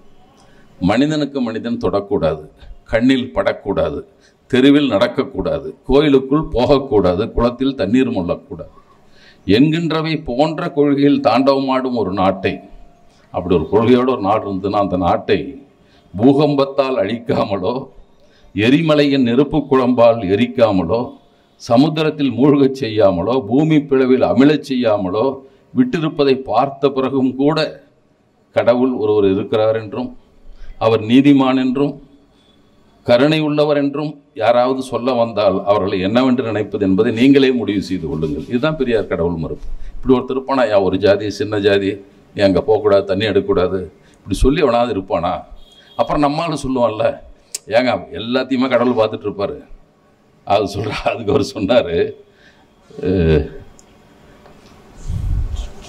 கடவுள் எங்கும் நிறைந்தவர், சர்வசக்தி உள்ளவர், பட்சபாதமற்றவர் என்று சொல்லிக்கொண்டு கடவுள்தான் தீண்டாதவர்கள் என்று சொல்லப்படும் கொடுமைக்கு உட்படும் மக்களுக்கு ஆதாரம் என்பது எவ்வளவு கேவலமானது. அவருக்கு எல்லாம் தெரியும், ரொம்ப கருணை உள்ளவர். ஆனால் எப்படி அந்த வகுப்பு உண்டாக்குனாரு? சரி, அநேகமாக அவர்தான் இந்த தீண்டாமையை படைத்தவர் என்றும் சொல்லப்படுகிறது. அது உண்மையாயின் அத்தகைய கடவுளை எப்படியாவது ஒழித்து விட்டுத்தானே மறுவேளை பார்க்க வேண்டும். இந்த அநியாய சங்கதி அவருக்கு தெரியாது என்றால் அதற்காக அவரை இன்னும் சீக்கிரமாய் ஒழிக்க வேண்டும். அவரால் இத்தகைய அநீதியை விளக்கவோ அக்கிரம் செய்வர்களை அடக்கவோ முடியாதென்றால் அவருக்கு எந்த மதத்திலும் இருக்க வேண்டிய வேலையே இல்லை, ஒழிக்க வேண்டியதுதான் நியாயம். இதுதான் அவருடைய கடவுள் மறுப்பு. ஒரு மனிதனை சமமாக நடத்த விடாமல் தடுக்கிற ஒன்று எப்படி ஏற்றுக்க முடியும்? அது எப்படி அவர் எடுத்துக்க முடியும் என்பதாகத்தான் கடவுள் மறுப்பை தவிர, இவர் அறிவாளிகளை உட்கார்ந்து அவரே பெரியாரோட சொல்கிறாரு, கடவுள் மறுப்பு என்பது அறிவாளிகள் அரங்கில் உட்கார்ந்து கொண்டு விவாதிக்க வேண்டிய விஷயமே தவிர பொதுமக்களிடம் பேச வேண்டிய விசேஷம் அல்ல. அதுதான் அவர் சொல்கிறார். ஆனால் நான் ஏன் பேசுகிறேன்? அந்த கடவுளை சொல்லித்தான் சமுதாயத்தில் கல்வி மறுக்கப்படுகிறது, அவனுடைய நடக்கிற உரிமை மறுக்கப்படுகிறது, நீரெடுக்கும் உரிமை மறுக்கப்படுகிறது. எதனால் நான் பேச வேண்டிய தேவை எனக்கு இல்லை. நான் ஏன் பேசுகிறேன்? எனக்கு பேச வேண்டிய வேலையே இல்லை, வேறு வேலையை நான் பார்த்துட்டு போயிருப்பேன். இந்த வேலையை எனக்கு கிடையாது. அப்படிப்பட்ட அந்த இயக்கத்திலிருந்து வந்ததால் தான் இதை பேசுகிறார்கள் என்பதற்காக சொல்கிறேன். தொடர்ந்து இன்னொன்று, ஒரு தமிழனுக்குள்ள ஒரு பெருமை என்பது, அதில் திராவிட முன்னேற்ற கழகத்துக்கும் திராவிடர் கழகத்துக்கும் பெரியாருக்கு ரொம்ப கருத்து வேறுபாடுகள் உண்டு. அதில் இப்போ மணிரசனோட ஒரு முறை பேசினார். இப்போ ஒரு புதுசாக ஒருத்தர் வந்திருக்காரு, தமிழ் தேசிய பெரியார். அவர் இந்துக்கள்லேயே தமிழ் இந்துன்னு ஒன்று கண்டுபிடிச்சிருக்காரு. அப்புறம் தெலுங்கு இந்து, மலையாள இந்து, எல்லாம் இந்துக்களும் இருக்கிறாங்க. அவர் தமிழ் இந்துன்னு வந்திருக்காரு. அவர் ஒரு தடவை சொன்னார், இவங்களுக்கெல்லாம் பெரியாருக்கெல்லாம் தமிழர் என்ற பெருமிதமே கிடையாது என்று சொன்னார். நாங்கள் சொன்னோம், அந்த வரலாற்று பெருமிதம் இல்லை என்றார். எங்களுக்கு பெருமிதமான வரலாறே இல்லை. எங்கள் ராஜாக்கெல்லாம் பாப்பானுக்கு அடிமையாக இருந்தான், பள்ளிக்கூடம் வச்சுருந்தான், 10,000 பேர் படித்தான், வேத கல்வியை படித்தார். எங்களுக்கு என்ன கல்வியாக கொடுத்தான்? எங்களுக்கு எந்த ராஜா சோழ ஆண்டான் பாண்டான் சொல்லிக்கினி அவன் என்ன எங்கள் மக்களுக்கு என்ன செய்தான்? எங்களுக்கு என்ன செய்தான்? எளிய மக்களுக்கு என்ன செய்தான்? பார்ப்பனர்களுக்கு வேத கல்வி பாடசாலை வச்சான். 10,000 பேர் படித்தாங்க. அம்மா படிச்சுட்டு போகிறான். அவன் படித்து என்ன பிரயோஜனம்? அதனால் எங்களை வேணால் ஏமாத்து பயன்படுத்தி எதுக்காக அது பயன்படுகிறது? அப்போ அப்படி சொல்லுகிற போது நமக்கு வரலாற்று பெருமிதம் என்பதற்கு பல செய்திகள் இருக்கிறது. இப்போ அண்மையில் கூட இப்போது 1924 ஜான் மார்ஷலுடைய 100ஆண்டு விழா கொண்டாடப்பட்டது. சிந்துவெளி நாகரிகத்தை ஆய்வு செய்து மட்டுமல்ல, அது திராவிடர் நாகரிகம் என்று சொன்னதற்காக அவரை நாம் சொன்னோம். ஏன்னா அவர் தான் முதல்ல பண்ணார். இன்னொரு செய்தியும் அதில் வந்து அதற்கு முன்பே அம்பேத்கர் போன்றவர்களும் பலர் எழுதியிருக்கிறார். ஆரியல் வருகைக்கு முன்பு இந்தியா முழுதும் பேசப்பட்ட மொழி தமிழாகத்தான் இருந்தது. எல்லாமே தமிழர்கள் தான் ஆப்கானிஸ்தான் வரை தமிழர்கள் தான் இருந்தார்கள். அதை பண்டர்கன்ற ஒரு அறிஞர் அவரை சொல்லுவார். வேறு நிறைய பேருடைய எடுத்துக்காட்டு சொல்லி அவர் எழுதுவார் அம்பேத்கர். அங்கிருந்த மக்கள் நாகர் என்று, நம்முடைய இனம் என்பது நாகர் இனம் என்று சொல்லுகிறார். தமிழர்களுக்கான இனம். மொழி தமிழ். வடக்கே இருந்தவர்கள் சமஸ்கிருத கலப்பு, அதன் காரணமாக தங்கள் அடையாளத்தை இழந்து விட்டார்கள். தெற்கே இருந்தவர்கள் தங்கள் மொழியை கெட்டியாக பிடித்து கொண்டார்கள். அதனால் அவர் மொழியின் பெயரால் திராவிடர்கள் என்று அறியப்படுகிறார்கள். அது தமிழ் திரமிழம்னு அவர் தான் சொன்னார். திராவிடம் என்று வந்துவிட்டு தமிழுக்கு இன்னொரு வார்த்தை தான் திராவிடம் தவிர வேற ஒன்றும் இல்லை. அதனால் அவர் திராவிடர் என்று அழைக்கப்படுகிறார் என்று அம்பேத்கர் எழுதினார். இப்படி சில விஷயங்கள். அதை விட இன்னொன்று கீழடியில் நடந்தது. நம்முடைய அரசு, ஒன்றிய அரசு என்பது யாருடைய அரசாக இருக்கிறது என்பதற்காக சொல்கிறேன். இதை பற்றி ஆய்வு நம் நாட்டில் இத்தனை நடந்திருக்கு. ஆய்வுக்கு ஏதாவது உதவி செய்திருக்கிறார்களா? ஒரே ஒரு முறை ஒன்று கீழடியில் கண்டுபிடிச்சோன்னு அவரை மாற்றினாங்க இல்லைங்களா? அவரை வந்து அமர்நாத் ராமகிருஷ்ணன் உடனே மாற்றிட்டாங்க இங்கிறது. ஏன்னா அவர் தமிழர் நாகரிகத்தை பற்றி அதிகம் ஆய்வு செய்கிறார். உடனே இவங்க அறிவித்தாங்க, அது தமிழ்நாடு அரசின் செலவில் நாங்கள் செய்து கொள்கிறோம் என்று அறிவித்தார். இப்போ தான் கீழடி வந்தது. கீழடியில் எப்படி இருந்த தமிழர்கள்லாம் எந்த மத அடையாளம் இல்லாமல் வாழ்ந்திருக்கிறார்கள், இவ்வளோ அறிவு செலவி பெற்றிருக்கிறார்கள் என்பதை விட அண்மையில் ஒன்றை வெளிப்படுத்தினா உங்களுக்கு தெரியும். இரும்பு காலம் என்பது ஒரு பெரிய நாகரிகத்தினுடைய உச்சம். இரும்பை கண்டுபிடிக்கிறது. ஏன்னா இரும்பை உருக்குவதற்கு 1400 டிகிரி செல்சியஸ் வரைக்கும் வெப்பம் வேண்டும். 200லேருந்து 1200 1400 வரைக்கும் வெப்பம் கொடுத்தால்தான் இரும்பை உருக்க முடியும். அப்புறம் தான் செய்ய முடியும். முதல்ல சேலம் மாவட்டம் மாங்காடுங்கிற இடத்துல இருந்து ஒரு இரும்பு வாள் எடுக்கப்பட்டது. அதற்கு பின்னால் தூத்துக்குடி ஆதிச்சநல்லூரில் சிவகலையெல்லாம் எடுத்தாங்க சில பொருள்கள்லாம். இது எல்லாம் ஆய்வுக்கு அனுப்பினார். ஆய்வுக்கு அனுப்பிய பின்னால் தான் அவன் சொன்னான், இது கிமு 3345 செய்யப்பட்டவை இவை என்று சொல்லுகிறான். இப்போ இது சேர்த்துக்கிட்டிங்கனாக்க நமக்கு 5300 வருஷத்துக்கு மேலே ஆகுது. அதற்கு முன்பு செய்யப்பட்டது இதுவரைக்கும் உலக வரலாற்றில் 1300 ஆண்டுகளுக்கு கிமு 1300, இன்னைக்கு வந்து 3500 வருஷத்துக்கு முன்னால் துருக்கியில் எடுத்தது தான் முதல் அதிக நாளுக்கு முன்னால் இரும்பு கண்டுபிடிக்கப்பட்டதாக கருதப்பட்டது. ஹரப்பா நாகரிகம், மொஹஞ்சோ நாகரிகமும் இதுவும் ஒரே காலகட்டத்தில் இருந்தவை தான். ஆனால் அந்த மக்களுக்கு இரும்பை பற்றி தெரியாது. அப்போ செம்பு காலம்தான் அது. தமிழ்நாடு தென்னிந்தியாவில் மட்டும்தான் இரும்பை கண்டுபிடித்திருந்தார்கள். இது உலகில் மிக முன்னதாக அறியப்பட்ட இரும்புன்னு வரலாறு இதுதான். கொடுமணல் அதுக்கு முந்தைய உலையை கண்டுபிடிச்சாங்க. ஆனால் இப்படி ஒரு பொருள், உற்பத்தியான பொருள் என்பது மிக நீண்ட காலத்திற்கு முன்னால். இதெல்லாம் சொல்லுவான்னு தான் இவர் முதலமைச்சர் என்ன பண்ணார்னா, அலகாபாத்துக்கு அனுப்பியா, அவன் அகமதாபாத்துக்கு அனுப்பு. இங்கே இருக்கிற புனேயில் ஒரு இருக்குது. 2 அனுப்புனது மட்டும் இல்லை, அமெரிக்காவில் ஃப்ளோரிடாவில் ஒரு ஆய்வு நகரம் இருக்கிறது. ஏன்னா இங்கே சொன்னவங்க அம்மாவில் ஏதாவது பண்ணிவிட்டாம்மா, அங்கேயே அனுப்பு. 3 பேரும் ஒரே ஆண்டை குறிப்பிட்டார்கள். இப்போ வந்து புதுசாக வந்துருச்சு. முதல்ல வந்து 30 ஆண்டு 50 ஆண்டு வித்தியாசம் வரும். இப்போ வந்து ஓராண்டு 2 ஆண்டு மட்டும்தான் வித்தியாசம் வர அளவுக்கு கண்டுபிடிப்புகள் வந்து விட்டது. அப்போ அவங்க சொன்னாங்க, கிமு 3345 உருவாக்கப்பட்டவை இவை. அப்போ அதை பற்றி ஒரு நூலே வெளியிட்டார் இவர் எழுதி, இரும்பு காலம் தமிழர்களுடைய காலம் என்பதை. இப்போ ஒவ்வொரு துறையிலும் நாம் எப்படி, இது வந்து பெருமை என்பதை விட நமக்கு ஒரு தன்னம்பிக்கை கொடுப்பது. நாம் ஒன்றும் சாதாரண ஆளுங்களப்பா என்று கருத வைப்பது. ஏன்னா ஒரு இடத்துல இடஒதுக்கீடு என்பது ஒரு ஊரில் எல்லாருக்கும் கிடைச்சிடாது. ஒரு மருத்துவராகவோ அரசு அதிகாரியாகவோ ஒரு IPS IAS எல்லாரும் ஆகிட முடியாது. இடஒதுக்கீடு எல்லாருக்கும் கொடுத்து விடாது. இருக்கிற வாய்ப்பை மட்டும்தான் பிரித்து கொடுக்கும். ஆனால் அது தன்னம்பிக்கையை ஊட்டும் அந்த பகுதி மக்களுக்கு. நம்ம ஊரில் ஒருத்தர் தேர்வானார்னா, இவர் கலெக்டர் ஆகிட்டார், சாதாரண குடும்பத்தில் பிறந்த பையன், ஆகிட்டார். நம்ம ஒருத்தர் கென்னத் ராஜான்னு ஒருத்தர், நீங்கள் நிறைய பேருக்கு சமூக ஊடகங்கள் அவருடைய பேட்டி நிறைய திராவிட முன்னேற்ற கழகம் கலைஞர் நூற்றாண்டு விழாக்களில் ஒரு 4-5 இடத்துல பேசினார். அவர் ரொபாட்டிக், அந்த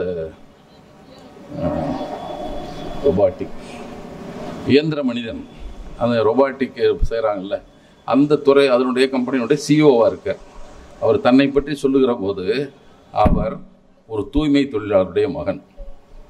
வாழ வழி இல்லாமல் அங்கிருந்து சென்னைக்கு வர்றாங்க. சென்னைக்கு வந்து வேற வழி இல்லை. அவர் வந்து உரையில் சொல்கிறாரு, என்னை கொண்டு போய் பள்ளியில் சேர்த்தார்.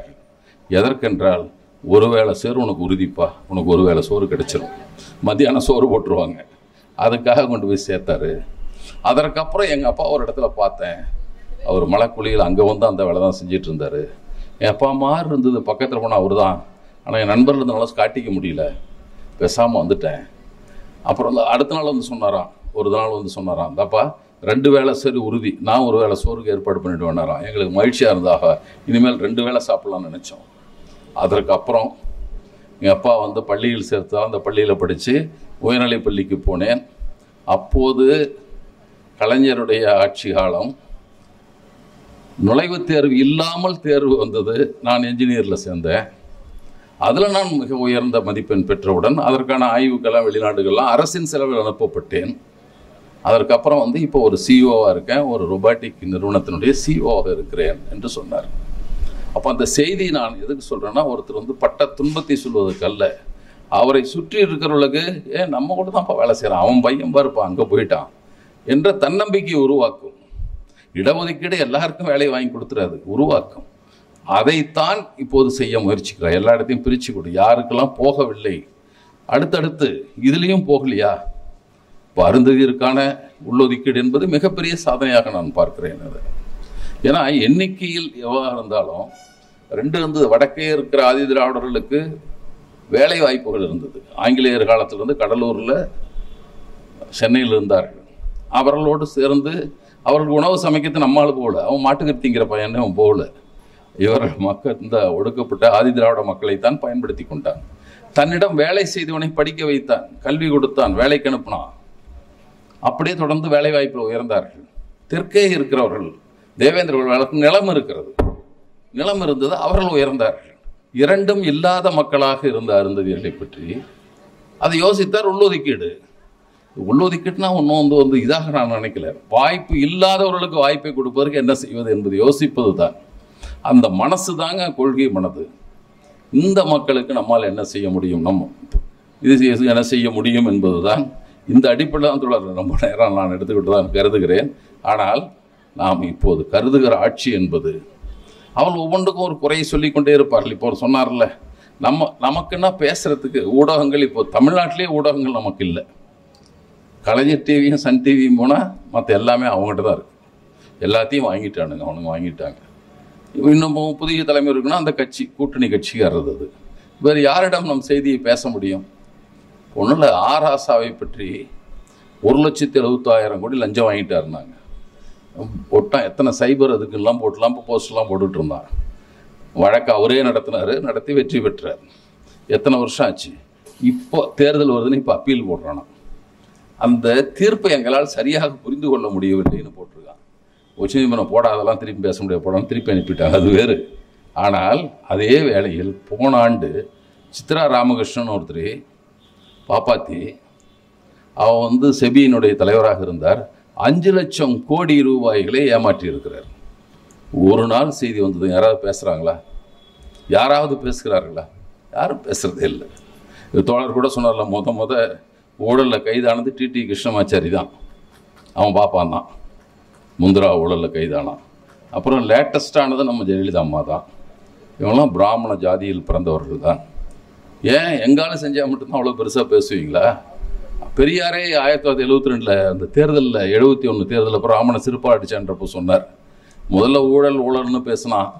நான் கேள்வி கேட்டேன் ராஜாஜியை, ஏண்டா நீ வந்து சொத்தை விற்றுட்டு, ராஜாஜி வந்து கடனான பின்னால் வீட்டை விற்று கடனை கட்டிட்டு தான் சென்னைக்கு வர்றாரு, கட்சிக்கு வேலை செய்ய வந்தார். நான் காங்கிரஸ் தலைவனாக இருந்தேன், வவுச்சரில் கையெழுத்து வாங்கிட்டு மாதம் 150 ரூபா நான் தான் கொடுத்துட்டு இருந்தேன். அப்போ அந்த காலகட்டத்தில் உனக்கு எப்படி 5 லட்ச ரூபா சொத்து இருக்க எப்படி வந்ததுன்னு நான் கேட்குறேன். உனக்கு எப்படியா 5 லட்ச ரூபா சொத்து வந்தது சொல்லு. நீ என்ன வேலை செஞ்ச, உனக்கு எப்படி வந்தது அது கேட்டேன். அதுக்கு விட அவர் சேலத்தில் முனிசிபாலிட்டி சேர்மனாக இருந்தபோது குடிநீர் குழாய் அமைப்பதற்காக டெண்டர் விட்டாங்களாம்.